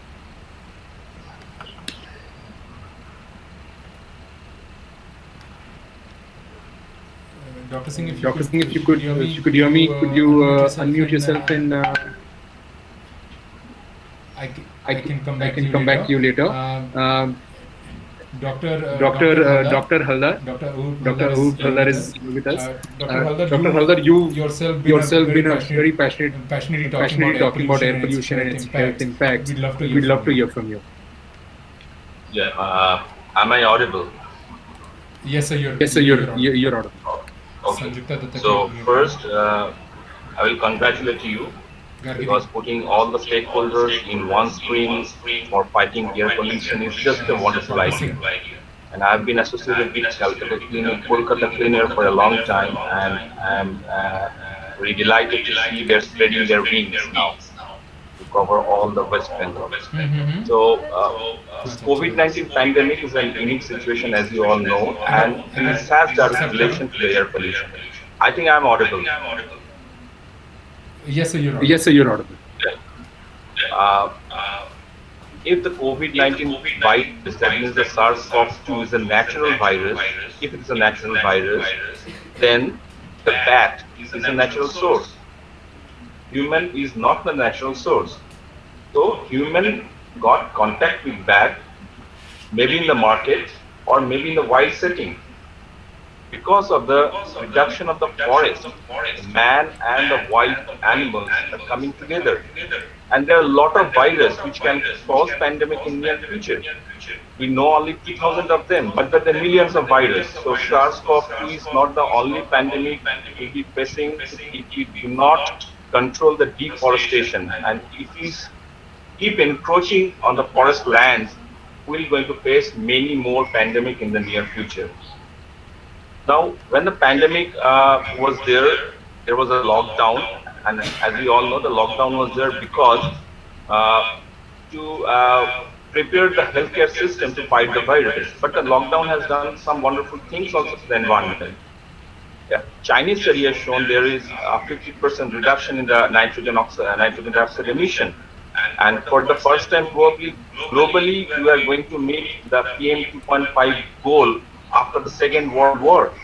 And what we have seen clinically actually, during this lockdown period, there was so much reduction of the pollution that patients of asthma and COPD stopped coming to a chamber. It is not that they have stopped coming because of the fear. They were actually well. When they're coming now, they're telling them they are actually well. But the now winter is coming. We'll have the three minutes to fight now. First is the COVID-19, second is the influenza virus, and third is the air pollution. Because after the lockdown, as you can see from the previous speaker's slide, the level of pollution again increasing, and the lung, which was healthier previously, is actually going to be in his previous state again, and it is in the damaged state. And when the SARS-CoV infection infects this damaged lung, we do not know what will be the fate. Actually, this pollution increases the oxidative stress in the lung. The ozone, the nitrogen dioxide are all oxidant gases. This increases oxidant stress in the lung. So when the oxidative stress is increased, SARS-CoV-2 further increases the oxidative stress, and there is severity of infection. So that's why I'm very much scared about the winter, and let's see what will happen. Over to you, Vinay. Thank you Thank you so much, sir.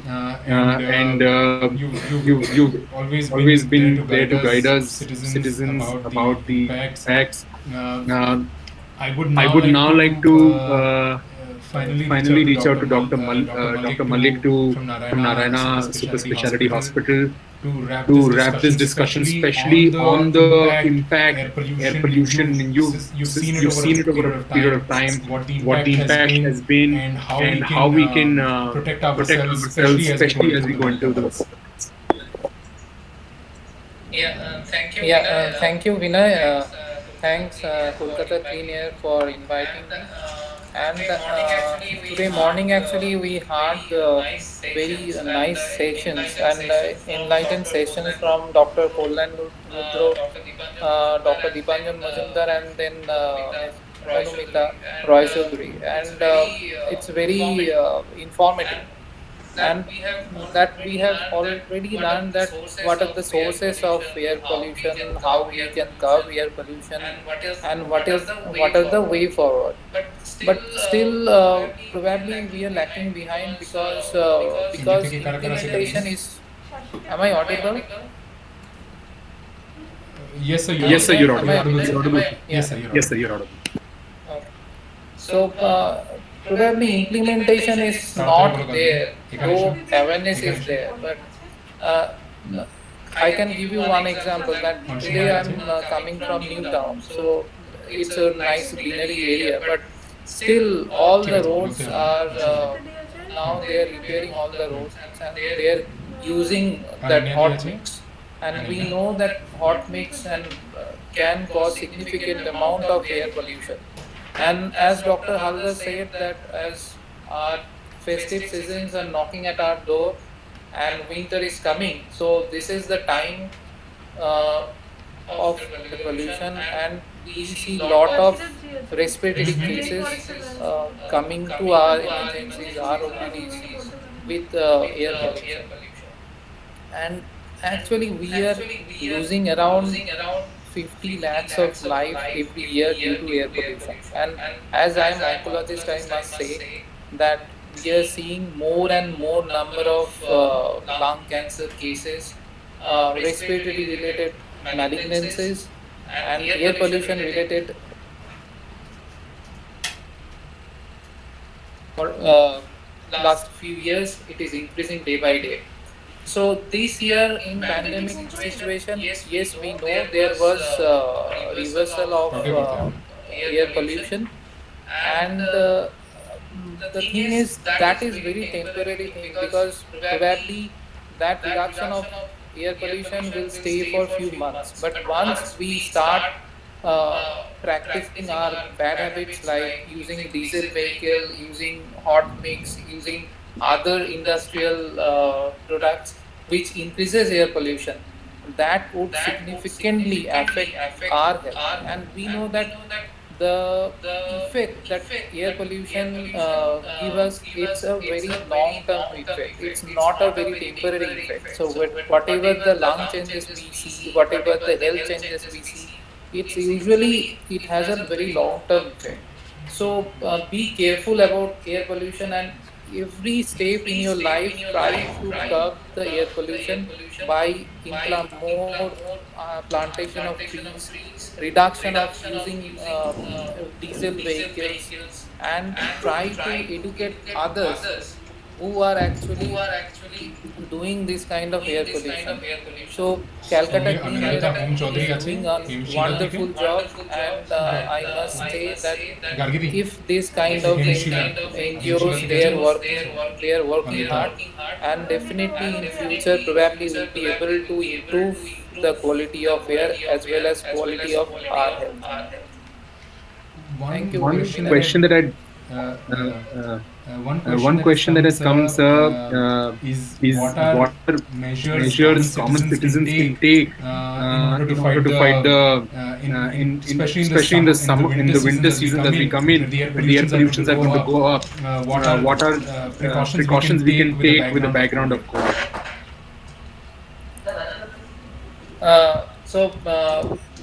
See, for COVID, if you compare COVID with air pollution, so one thing is common, that usage of mask. So whenever you are going out, so please use proper mask. And if it is N95 mask, probably that can prevent air pollution related lung Nursing online injury as well as এসেছে COVID also. And when you are staying inside at your home, so please be careful. No one should smoke in a room, because we have seen lot of passive smoking in our urban population, and almost 62% of our urban population they are exposed to passive smoking, even children. And we have seen a significant number of death due to passive smoking, almost 10 lakhs death per year due to passive smoking. So we have to reduce the pollution sources indoor as well as outdoor. So we have to be careful about that. Thank you so much, Thank you sir. so much, sir. Sir, Sir, I would now I like would to now like to invite invite Dr. Singh. Dr. Singh. Dr. Singh, Dr. Singh, if you can hear me, আমি একটু আমি একটু জানতে জানতে চাইছিলাম কি কলকাতা কলকাতা নিয়ে we've seen the the impact, impact air air pollution pollution we talked about, we've seen the impact on health. Doctors have spoken about it.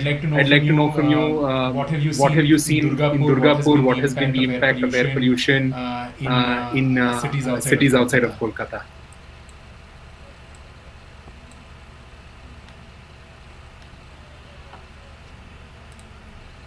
Dr. Singh, if you're speaking, if you could unmute yourself, please.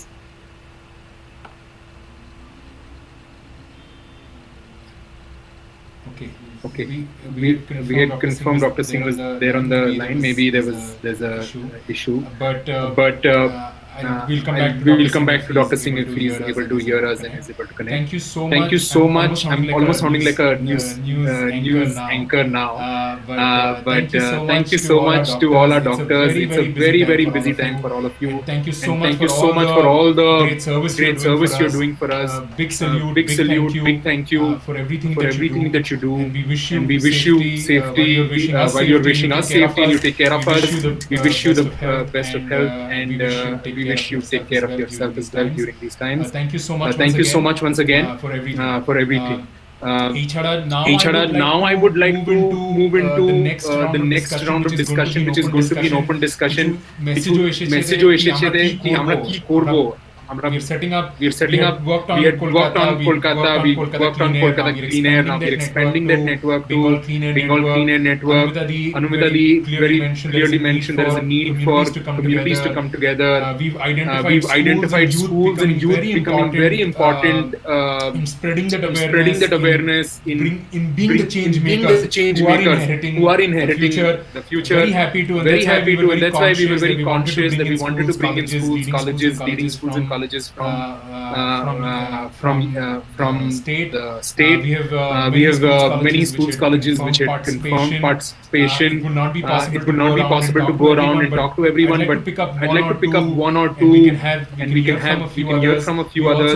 We also have leading NGOs who've been working very passionately on environment for a very long time. I've looked up to so many of you who are here in this call.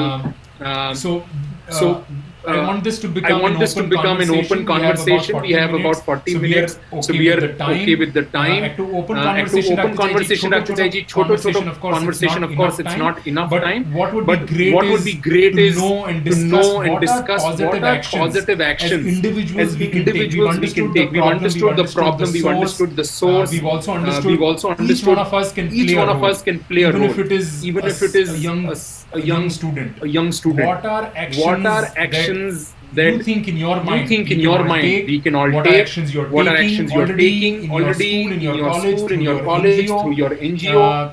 You can share some ideas. I would begin by to get the ball rolling. I'd like to hear from some of the education institutions. So we have the principal of Hemshila Model School Durgapur, and we have the principal Sujata Ghatak, Mrs. Sujata Ghatak from Techno India Public School. So love to hear from them. Also, there is Shashwati Di, Mrs. Shashwati Sen from WWF, set up a large network of works in a large network of schools. So would love to hear from you on the point that I just brought up.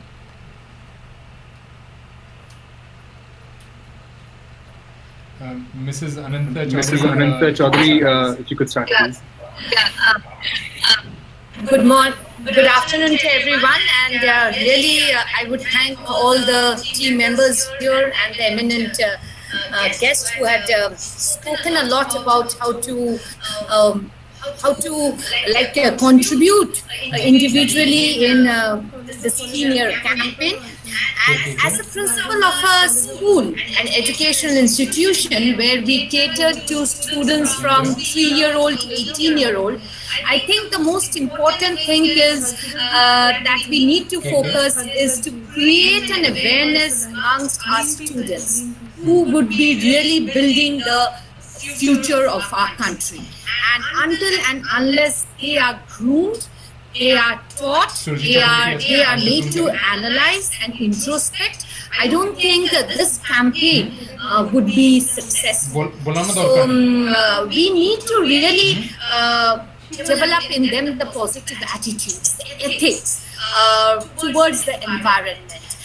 If we just see to it very quickly, I would like to put in here, like a kind of bond with nature has to be created, because students have just been in a urban lifestyle or in a nuclear family. We are quite detached from the villages, which initially there was a bond with it. So I think in a school curriculum, we need to integrate this environment consciousness in our everyday teaching learning process.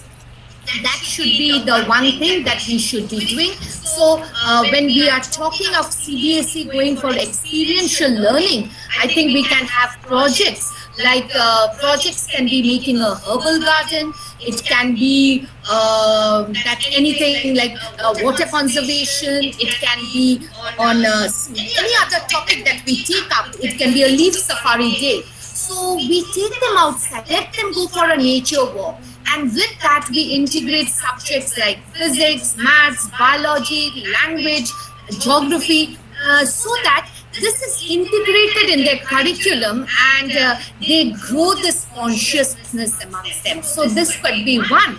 And maybe we can organize some seminars and like these things where really I am thankful that you asked us students also to participate. So some of my students are here. So they can be enriched and let them participate in the program, like planting a sapling on their birthdays.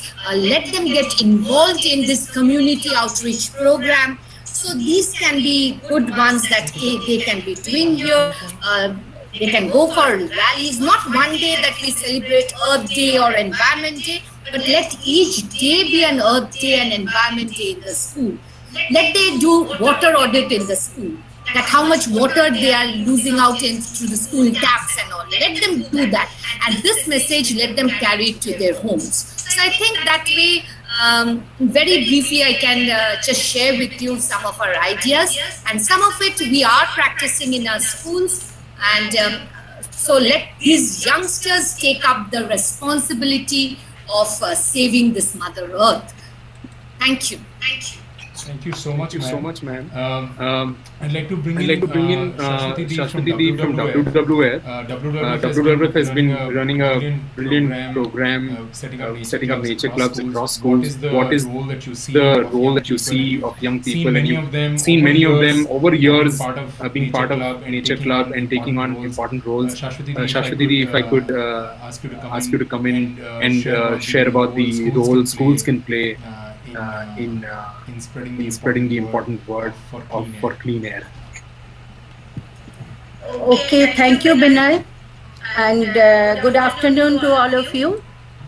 Actually, WWF is working for a long time. This is our 50th year. And in West Bengal also, our this is the 50th. We are celebrating the 50th year in West Bengal. So for a long time, we are doing this awareness program in schools and colleges. So in COVID-19 situation, what we have done, the schools are closed for last 6-7 months. So we couldn't approach to the schools. This year we couldn't plant with the schools, but we have already did plantation with NGOs and in village areas. But what we have done, we have made small videos on the environmental problems. That is on kitchen garden, how to make compost, how to plant a small tree, how you could do nature trail, virtual nature trail. So there are a lot of videos we have made, and we are just posting it in our WhatsApp group, in our Facebook. So I request here, there are many principals and teachers from schools and other NGOs. So I request all of them, if you could contact us, we could give you these videos. And these videos are very, it is a fun type of, but they could learn from this. And there are worksheets added to it. So whatever they are learning, they could put in the worksheet. So we could understand that how much the students are getting knowledge from these videos. So this is a feedback kind of. So this we are giving to all the schools. And if you could want, you could just write to us, we will send you. And you could again disseminate it in your groups, WhatsApp and Facebooks. So I think in this time when schools are closed and we can't reach to the schools, that time we could do the awareness program by these things. And this is in a fun kind of, so students also like it. And in rural areas also, I am very much, I want to work with the rural area much. Rural area also, we have seen that 50% students, they have access to Facebook and WhatsApp.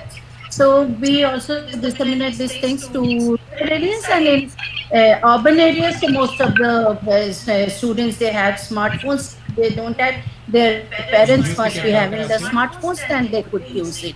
So I request here to all the teachers, if they could contact, and we could give it to them. It is free of cost, nothing is charged for it. Only we need the outreach. So Shashwati, this is really popular. There are already messages coming how and when we can get the videos. So very thankful to you for just write to me at sn@wwfindia.net. Great. Just mail, will send you everything. Thank you so much for this work. And I remember how when we started Switch On, we talked to you and you welcomed us with open arms, and we did some programs together. I look forward to continue this support with a lot of the NGOs that are here, who we've worked with in the past. We've got Ananya Di. I remember also reaching out to Ananya Di from during those times. So I mentioned it's like going back full circle. I'd also like to now bring in another principal from Techno India Public School, Mrs. Sujata Katak ma'am. So we're talking a little bit about schools and their role they can play and the important role children play, and not just in school, but also when they go back to their parents, when they go back to their community. So what have you seen, ma'am, and what is the role school children and leaders can play in this important issue? Thank you, Mr. Jaju, and thank you for inviting me to be a part of this lovely session. A whiff of fresh air is always welcome. So good afternoon, everybody. The domain have spoken. I can just give you an idea about what the students of Techno India Group Public School Goria have been doing since 2018. And in fact, Techno India Group as a whole is dedicated to this noble cause, along with many other causes, also related to sustainability. Now, our children from classes 8 to 12, they were part of a campaign, which was, I think, called Advocates for Clean Air. And so we continued that. That was just a project. It ended sometime in early 2019, but we didn't stop it because such projects are, almost lifelong. They have to be continued. So we have in our school, we have some students who are called Green Warriors. They look after the green project in the school, which we started last year also, and where we focused on waste management as part of the 17 your SDG, the sustainable goals. So that was one project. And as far as this clean air, because this is more relevant on today's platform, the children, they visited their neighbors, they collected the data, what is the medium of cooking, how their lifestyle, and then they visited the hospital. I think they went to R&T Devi Shetty's hospital. They met the doctors and they prepared the list of in a tabular form. I remember because the concerned teachers, they showed it to me. They collected the data, how the impact of air pollution on health of a youngster or even an elderly person. And she shared the data which the doctors gave them with their neighbors, with their friends, with their families, so that people could actually get a proper idea of how badly they can be affected if they don't follow some norms, or they are not aware, or they don't immediately take this up seriously.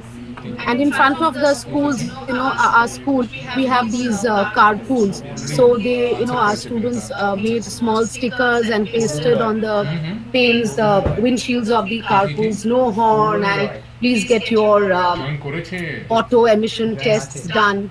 And the little roadside stalls, and they went and said, Dada, ei jalani use korben na, koyla khoti karo, you can use LPG. Because they have been at it, for a very long period of time. So simultaneously, I want my students are just not working on, the air pollution part. It's a greener earth. I mean, we have brought them into a blackish green earth, literally. But somewhere I feel, as I was hearing Sunil Gupta sir or the doctors, we need a bit of intervention on the part of the administration and the government. Little children are trying their best, but how far can we, sustain this momentum, this urge to improve and contribute to the well-being of themselves and other human beings? So unless there are laws, unless there are strictures, because students are doing it, they are going to the roadside stalls, they are pasting stickers on vehicles, and they are trying to, and interestingly, in my school, most of the students have switched over to cycles. We monitor how many, like in 2018, if there were more private cars, now they have started coming in cycles, and more of pool cars to reduce the amount of air pollution. And of course, our school is a no plastic zone, and we try to minimize waste.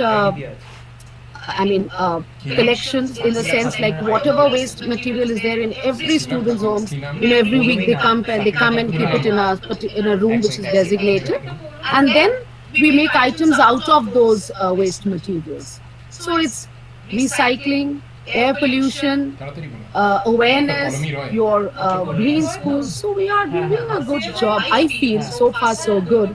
And as I said, Techno India Group itself is working towards this noble cause.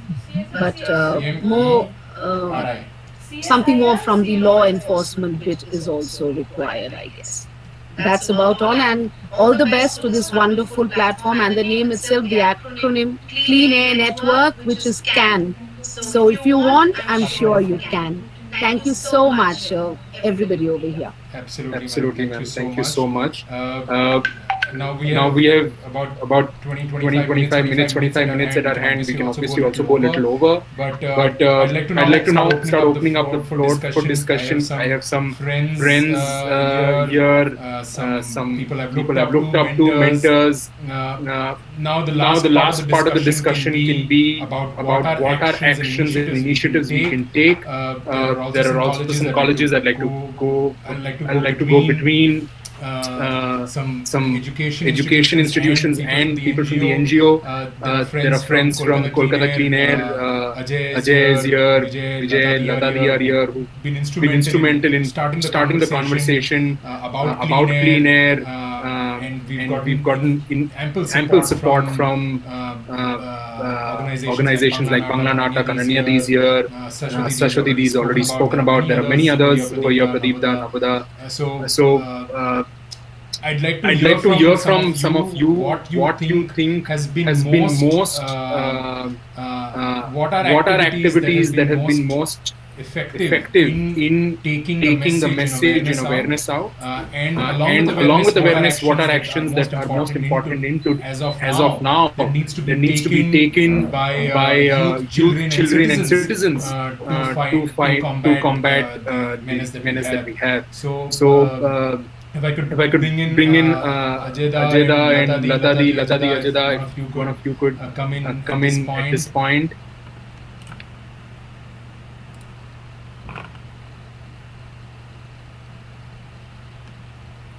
If I'm audible and if you could unmute yourself. Otherwise, thank you thank you everyone. It was a very enriching discussion. I really thank Anumita for the great presentation, covering all the different aspects and all the other speakers spoke about. And I think it's very great to see that the initiative which has seen some success, I would say, as Kolkata Clean Air is expanding to a larger scale with other states, other cities, which were also polluted, and some discussions always coming up that why are we not looking at the cities which is beyond Kolkata. And it's great that, because air pollution, as Anita also said, that we have to work towards an airshed approach, and slowly we are expanding this. Is very important, and I'm sure in future we can look at collaborating with other stakeholders around us who are working, so that we can connect these bridges together and make a more kind of collaborative approach. I also represent the Earth Day Network here, and at Earth Day Network we have really focused a lot on awareness, and we had a program which caters to the rural women as healthy energy, where we raise awareness on alternatives to firewood and other fuels that we use. So we would love to work with the stakeholders here present to work on this aspect with them. There are a lot of schools I see present there. We would like to hold some sessions with them. We have a program called Each One Save One, where we have developed with a group of researchers 9 green mantras which help small actions which can help you save on an average 1 unit of electricity at your household. So very simple 9 mantras. So we can share those with you, and you can share that with the students, and they can perform that in your small energy offices and how they are performing. And there are so many such ideas. So I look forward to working with all of you, and best wishes to everyone being part of the Bengal CAN network, and together we can make our air cleaner and skies blue. Thank you so much, and thanks so much, Ajeda, and fantastic work that they does, and all the initiatives that have happened over the years to spread the awareness. Ananya, you brought up something very interesting about the green champion. If you want to share something about that we love to hear from you. Since we are discussing about youth network, as Bangla Natak, we have been working with schools. So if you're interested in some of the videos and material we have shared, I'll also share my email ID I can send. And if the schools and the young people are taking actions, we have a Facebook page which is good for him called Green Champions. So we can share there also. So I just wanted to mention this. I'll just write down my email. Thanks Thanks so much, Ananedi. Also, Ananedi, thoughts on what are activities, actions that can be taken. If you want to If you want to share, if you have anything on that, we'd love to hear.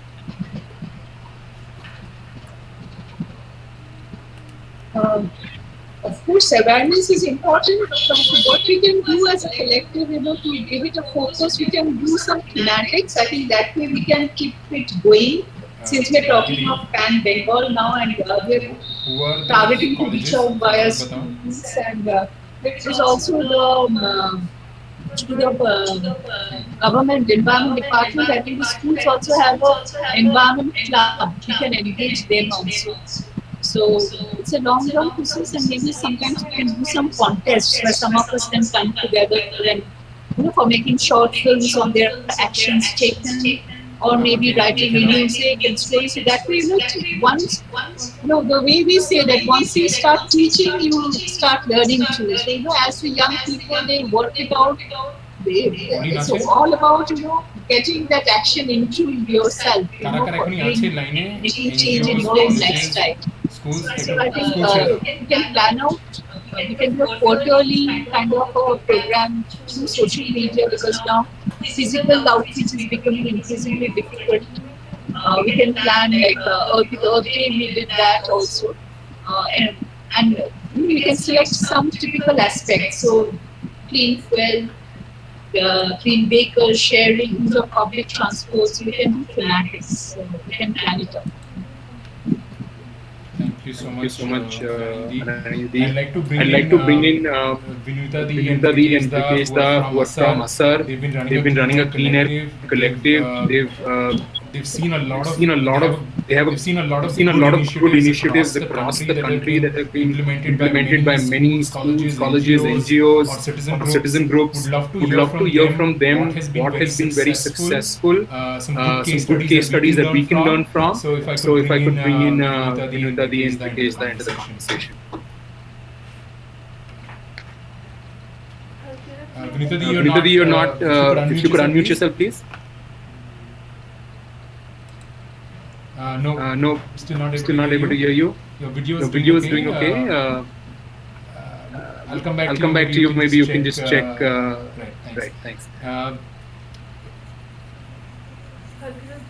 In the meantime, there are some colleges that I'd like to. I want to reach out to. So there is Rajendranath College.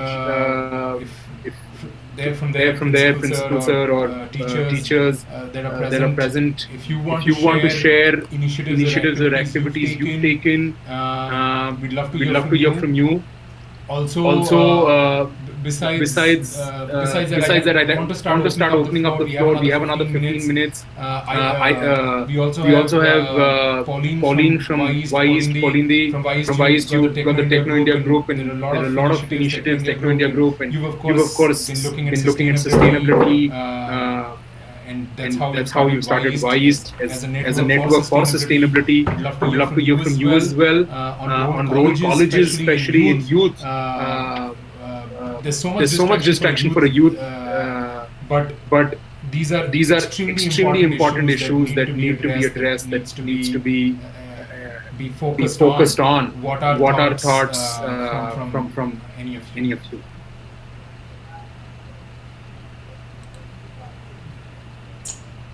Hi, Vinay. Hello, everyone. I'll just say a few words here about your latest question. So, as you were mentioning, I work at the crossroads between education and sustainability as the sustainability director of Techno India, and I think part of our role as a network in colleges, wherever we work, is to get the dialogue going. I've been thinking a lot about, yes, we need to take a lot of action, but the fact of talking about it is also very, very important, especially when we realize that here on this call, we're all believing into into the environment and we want to take action towards it, but we are talking about it into our bubble. And this bubble is very small compared to the number of people that need to hear about these topics and that have never heard of it. So it's really our individual duty to talk about it, create opportunities for awareness, create opportunities for debate, create opportunities for dialogue. As far as education is concerned, to me, sustainability, clean air, climate change, all of these issues are related. And the way I usually coin it is, to me, it really, and it was mentioned by a principal just before, but to me, it really comes back to how ethical we are able to raise the next generations and the younger generations. And it's all about the mindset, a mindset of realizing the kind of impact we have as an individual every time that we consume or we make an action, because all of our actions have somewhat of an impact. It can be a positive one, it can be a negative one. And I think part of the journey, part of the process, part of the individual and collective change is to sit down with oneself and think about all of these action points during the day and play the game of trying to reduce that impact as much as possible. So it's really this mindset of realizing one's impact and really be aware that we're sharing this one space with another almost 8 billion people with this non-wasteful kind of mindset is what I'm talking about. And so one last word here, this is where the role of education at the school and college level is really, really important, is because a mindset change does not happen within a 2-hour awareness session. It happens on a daily basis over years and years of talking about it, showing the way, being exemplary as teachers and as management in schools and colleges. So we need to talk about it, and we need to talk about it every day. Thank you so much, Pauline. Punitadi, I hope I can bring you in and we're able to connect. Not being able to hear you still. Could you maybe try without the earphones, please? Maybe there's an issue with the mic.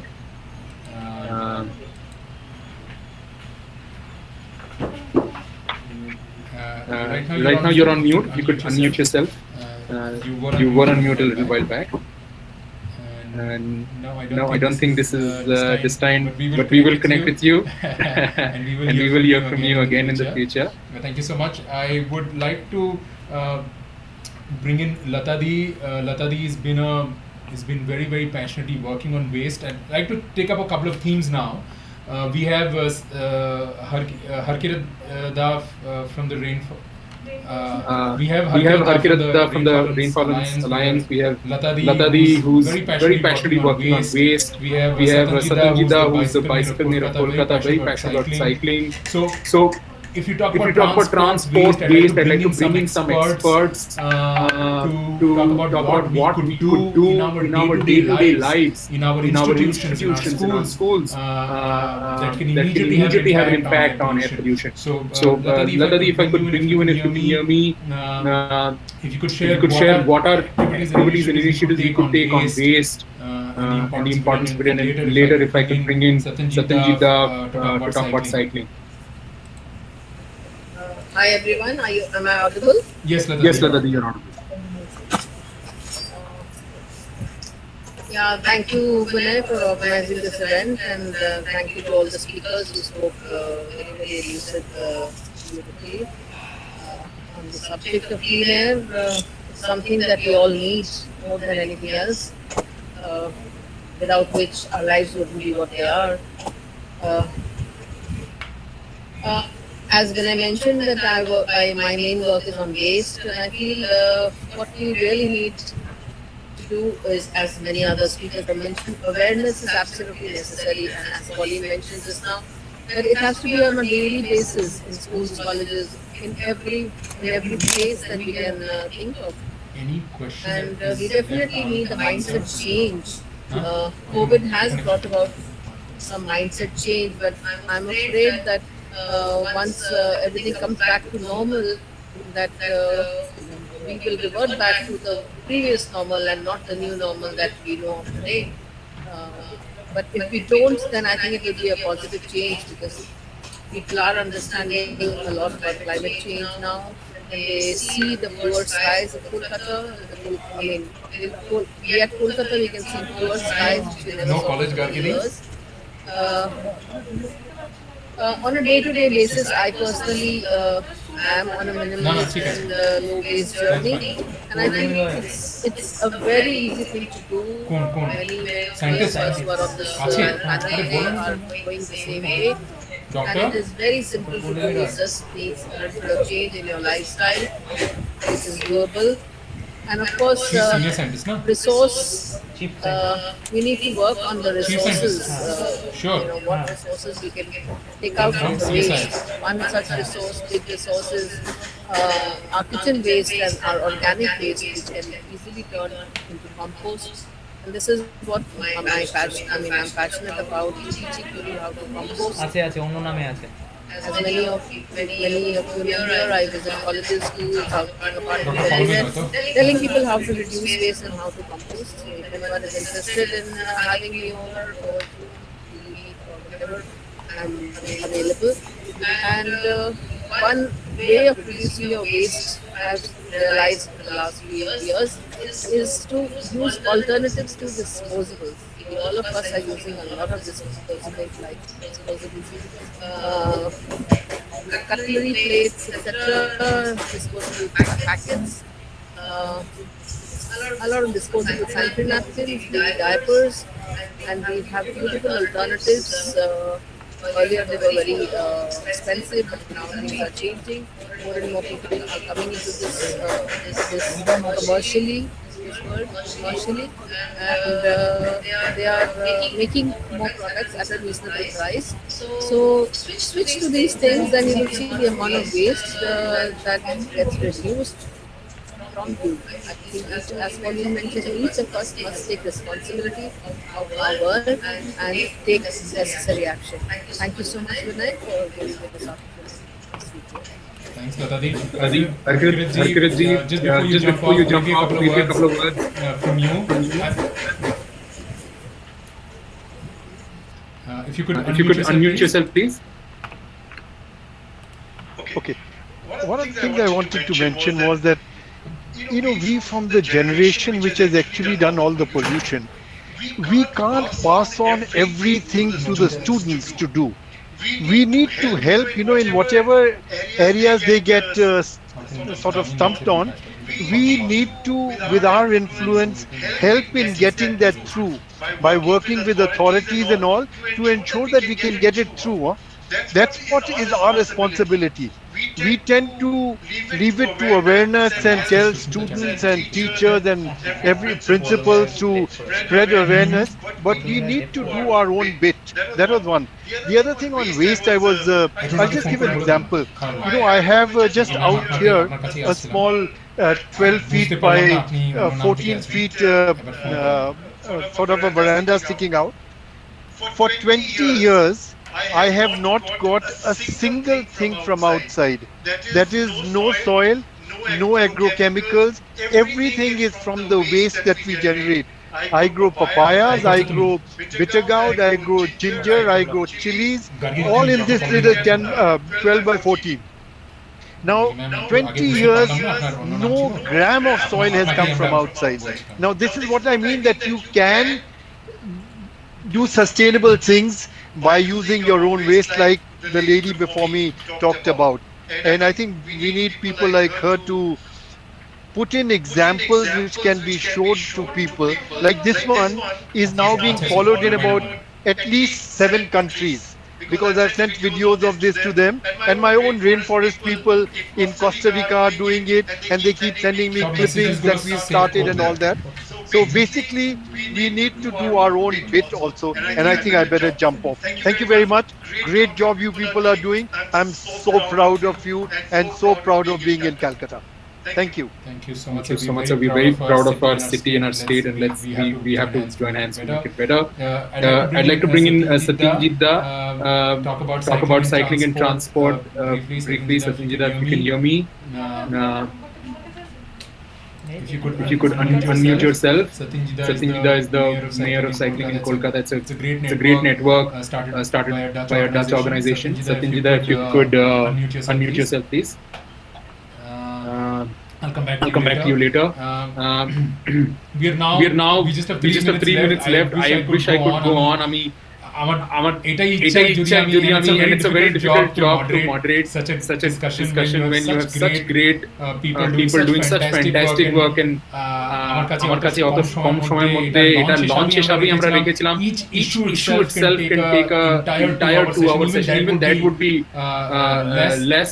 I am probably going to talk about just couple of questions that have been put in कि air monitors একটু দামি, air quality gadgets are expensive, how can we afford them? There are some low cost air quality monitors also available through the Bengal CAN network. We are looking to procure some and set them up in various cities, which are going to be a citizen initiative. It can be installed in schools, colleges. We'll of course have limited numbers, but that is something we want to do. Other than that, there was a conversation, and it's my favorite, and I had to take it up myself. I'm not going to let anyone talk about it. Consumerism নিয়ে একটা প্রশ্ন উঠেছে কি consumerism is the main problem for pollution, and I think that's bang on. If we look at all the ills of today's society, whether it's social ills or environmental ills, it is due to consumerism and our over. And I like to put it like this: we are digging out the earth and creating waste out of it. And it is so sad to see what it is, and it is completely in our hands. That is why I also feel very empowered that all of us can make a change to this. There were a couple of people I wanted to bring in to the conversation. Dr. Paulomi Roy, if you can hear me, she's chief scientist at CSIR, and Satyajit Da from the cycling community. Of course, I'm happy to go on 5-10 minutes over. I want to open the floor for more comments, suggestions. Otherwise, we will be. I'm also happy to wrap up exactly at 1 o'clock as promised. But if there's anyone with any final thoughts, comments, questions, I'm very happy to hear. And if Dr. Paulomi Roy and Satyajit Da, if you can hear me, one final reach out call out to you. But thank you so much, everyone. If I'll keep talking in wrapping up, but if anyone wants to jump in, please interrupt me and unmute yourself and share something. But otherwise I'll start to wrap up this discussion. It has been. Yes, please. I heard. Yeah, Vinay. So, hello, good afternoon. So, this is Paulomi Roy from CSIR CMRI. So, if you allow me, so maybe I can share a few slides, because we, in past few years, in Durgapur, so we are doing some air pollution related technology. Please, ma'am. And some work. Certainly. So, maybe, sure, okay. Thank you so much. And while the slide comes out, I just want to thank everyone who's been part of this, for all the work for this, and also for all the great work, and for more importantly for me, for all the inspiration that all of you do. Thank you so much. Dr. Paulomi Roy, whenever you're ready. I just shared my slide. Is it visible? No, ma'am. Not yet. If you could try once again, please. Okay. But thank you. And going back to the ma'am, you're not able to see the slide. If you could, maybe without the slides, we can see it now. We can see it. Yeah. Okay. So I think from the morning I was listening all the talks, and okay. So I think from the morning I was listening all the talks, and that was really informative. Don't start leaving, guys. At CMRI at Durgapur, so we have been working a couple of years related to this air pollution, and I think this is a great initiative taken by the Switch On Foundation. to bring the clean air network forward actually. So I think maybe without any kind of introduction, because I think you are basically want to wrap it up. So maybe share some of the technologies which will be very much relevant for controlling air pollution in these days. Are we living in a healthy environment? So if we just see that what is the air pollution level in environment in West Bengal, we that is really alarming, and because this data has been taken in the month of April. So that was already the lockdown situation was going on. So even that time, because the air quality index was pretty high, and mostly in Asansol, Kolkata, it was showing a really unhealthy situation. What about the Durgapur status? Because Durgapur is also known as an industrial city. So we often see or we often feel a very highly polluted air around us.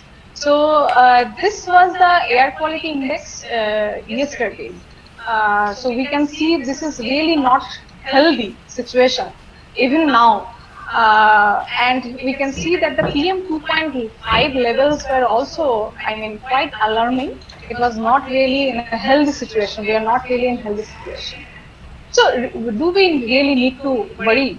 So then if we just see the data, look into the data, so we see that in amongst like 1 lakh death in India, so that was the survey taken in 2017. So the West Bengal is basically having 93 deaths. So that is really, I mean, this data is quite giving us a lot of reason to get worried. And of course, I think last few speakers already talked about a lot about what are the major sources, and of course the motor vehicle emissions and waste burning. These things are mostly contributing in our air pollution level. This is the a very interesting thing I saw in 2 days back. That was sources Asian News International. So they are showing that Delhi is already started again to gain the air pollution after lockdown. So here we can see that PM10 level was already, it got 137 microgram per meter cube. So it will definitely, winter is anyway coming, so it will definitely will rise. Now, coming to our recent development at CSIR CMERI. See, like when we saw that that motor vehicle emission is basically contributing a lot along with the waste burning. So we thought that we have to do something by which maybe at least in traffic areas we can control our air pollution level. Thinking this, so we developed a number of outdoor air purifier. But in this case, our approach is quite different, because in China they have made a giant air purifier.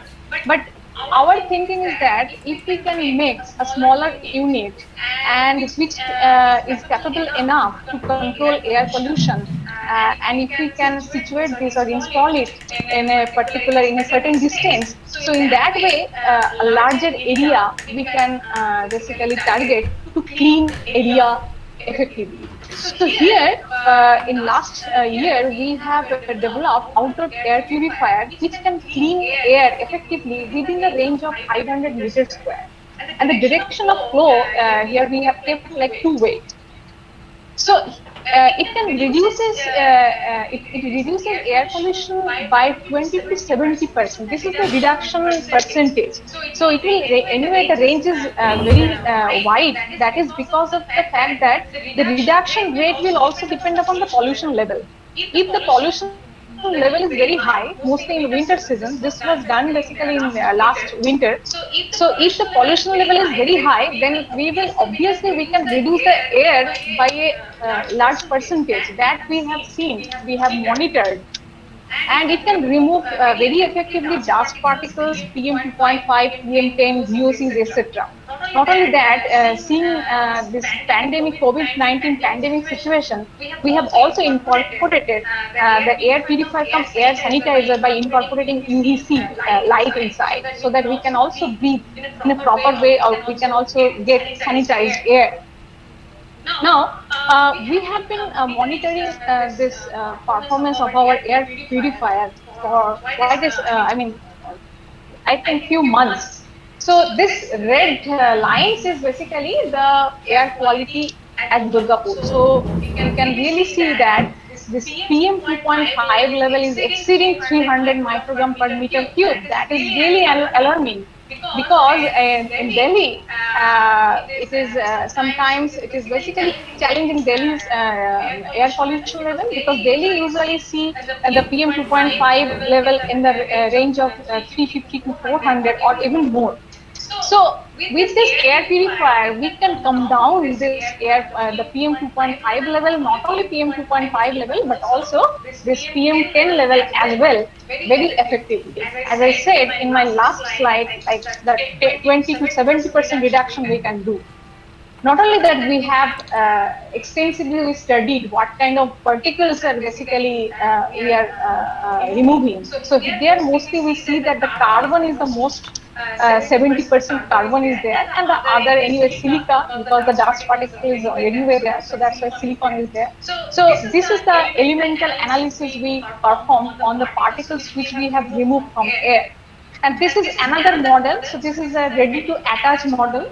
So this kind of model, or not only this, but also this one.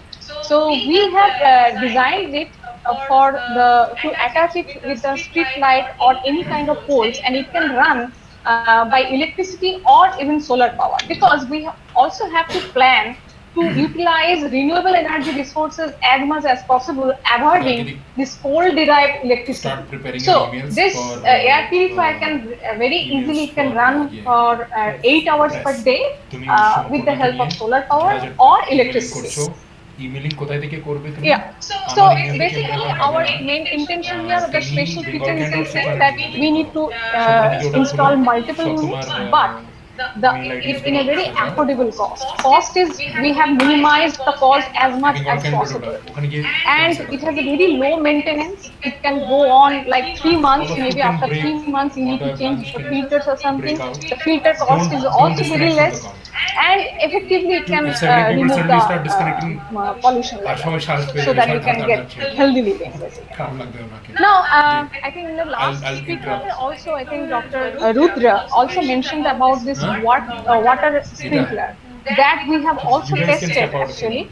So, in order to see that whether this is good enough to control the air pollution level, we artificially created the level very high, like 999 microgram per meter cube PM 2.5 level and PM 10 level. And then we sprayed the water. And then immediately within 40 seconds, we have seen that the reduction can be up to 95% reduction can be done. So that is really, I think, very interesting to see this level of reduction of pollution level. But only maybe the disadvantage will be that we maybe waste a lot of water, which we should not. So that is only one disadvantage. Otherwise, I think this is very effective in controlling air pollution. Another very interesting, I think, experiment we have done. So that could be interesting for many students. I can see a lot of students are also there, and the other experts are also there. So here, we often see like during the fall season or during the winter season, the lot of the dry leaves fall down, and people usually collect them, and they just simply burn it out. And we see lot of in the roadside people are doing this kind of thing. Now, if we see that here, basically we collected some dry leaves and we burned it out, and so we are comparing the pollution level with a cigarette. So, of course, anyway, in both the cases, the PM 2.5 and PM 10 level is extreme.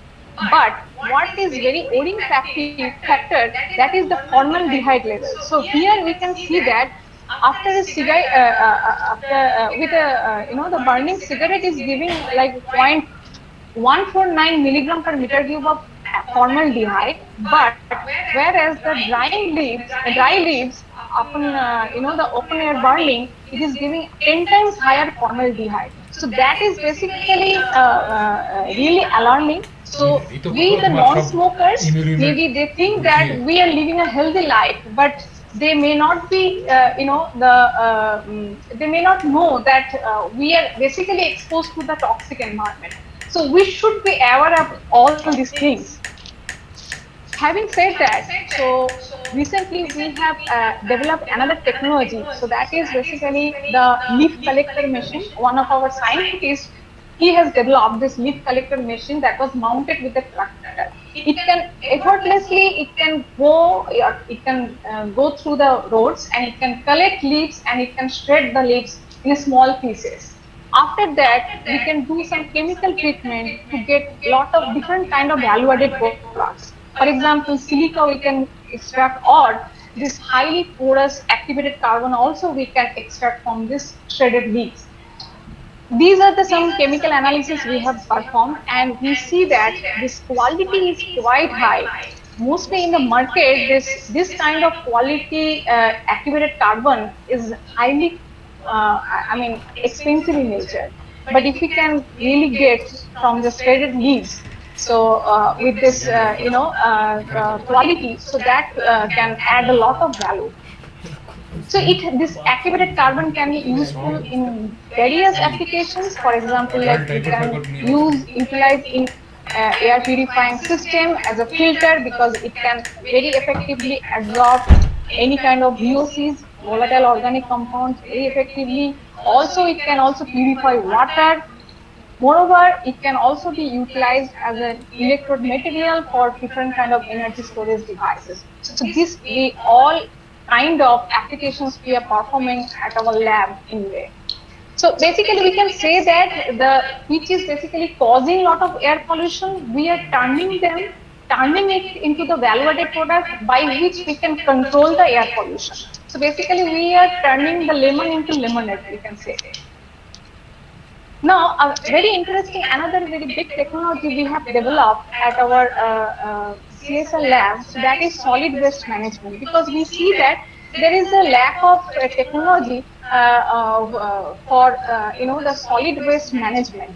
So with this, we actually collect all the solid waste which is generated in our colony, and then we do the mechanized segregation, and then we can separate polymers, organic or bioorganic things, metals, these things separate, and then we can convert these polymers into syngas, or from which we can get electricity, or we can also get biogas from this, the organic part. And not only that, the inert part, so we can convert them for briquette making or bricks making.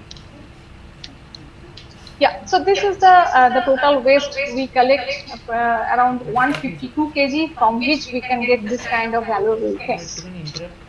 Of course, like we should always believe that if we want to make our we can also circulate the presentation amongst all the people present. If you could look at wrapping this up at the earliest. Yes, this is my last slide. Sure. Yeah. I'm almost done. Yeah.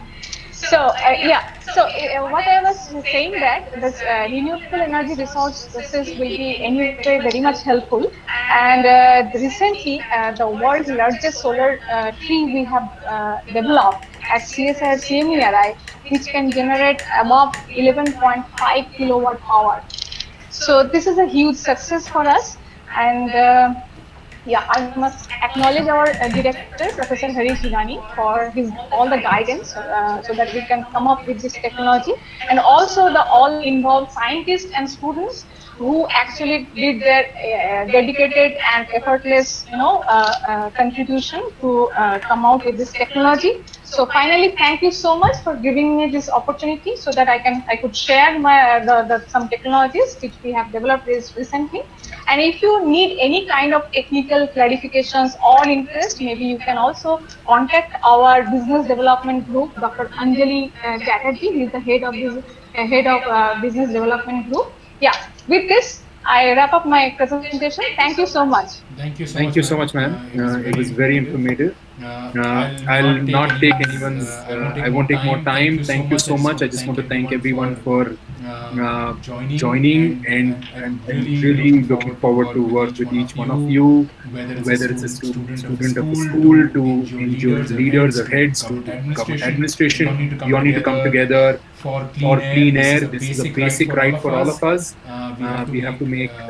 So really looking forward to this. Thank you so much once again. And if you have any questions, thoughts, comments, please write it down. I'm putting down my email address in the message section. If you want to reach out to me later, please feel free to.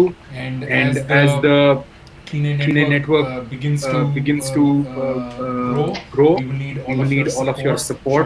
সবার support লাগবে এটা করার জন্য। Before I wrap up, any যদি কারোর কোনো last comment thought থাকে, please feel free to share, or otherwise I am closing this very enriching discussion যেটা সবাই আপনারা এসে join করে। It's only been possible because of that. Thank you so much. Thank you so much, and have a great day.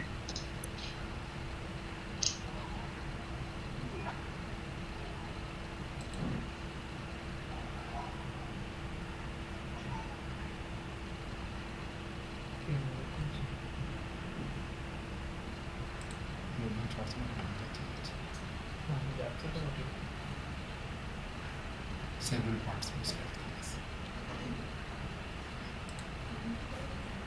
Message কেউ সবাই ছাড়বে না, মেসেজগুলো সব কপি করো প্লিজ। হয়ে গেছে কপি? মেসেজগুলো সব হয়ে গেছে তো?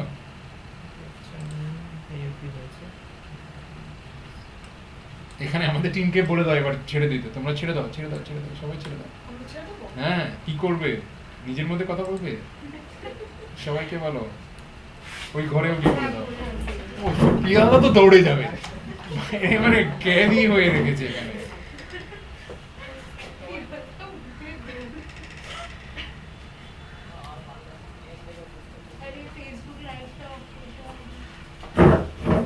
চোখ ব্যথা করছে, এদিকে দিকে মুড়ি ব্যথা করছে। দাঁড়া লাইটটাকে অফ করতে হবে। एक सेकंड। अरे दीदी थोड़ा तो रुक जाते यार। अभिषेक दा को एक बार चेक करा लो। ये दोनों लैपटॉप्स वहाँ ले जाओ। Don't ask him to come here. नहीं जाओ।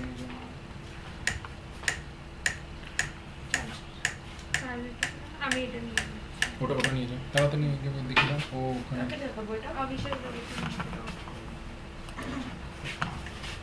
কিছু লোকজন মনে হয় কল তো ডিসকানেক্ট করে দাও। ওয়েট করো, জিজ্ঞাসা ওখানে ওইটা এই করতে হবে লাইভ স্ট্রিমটা।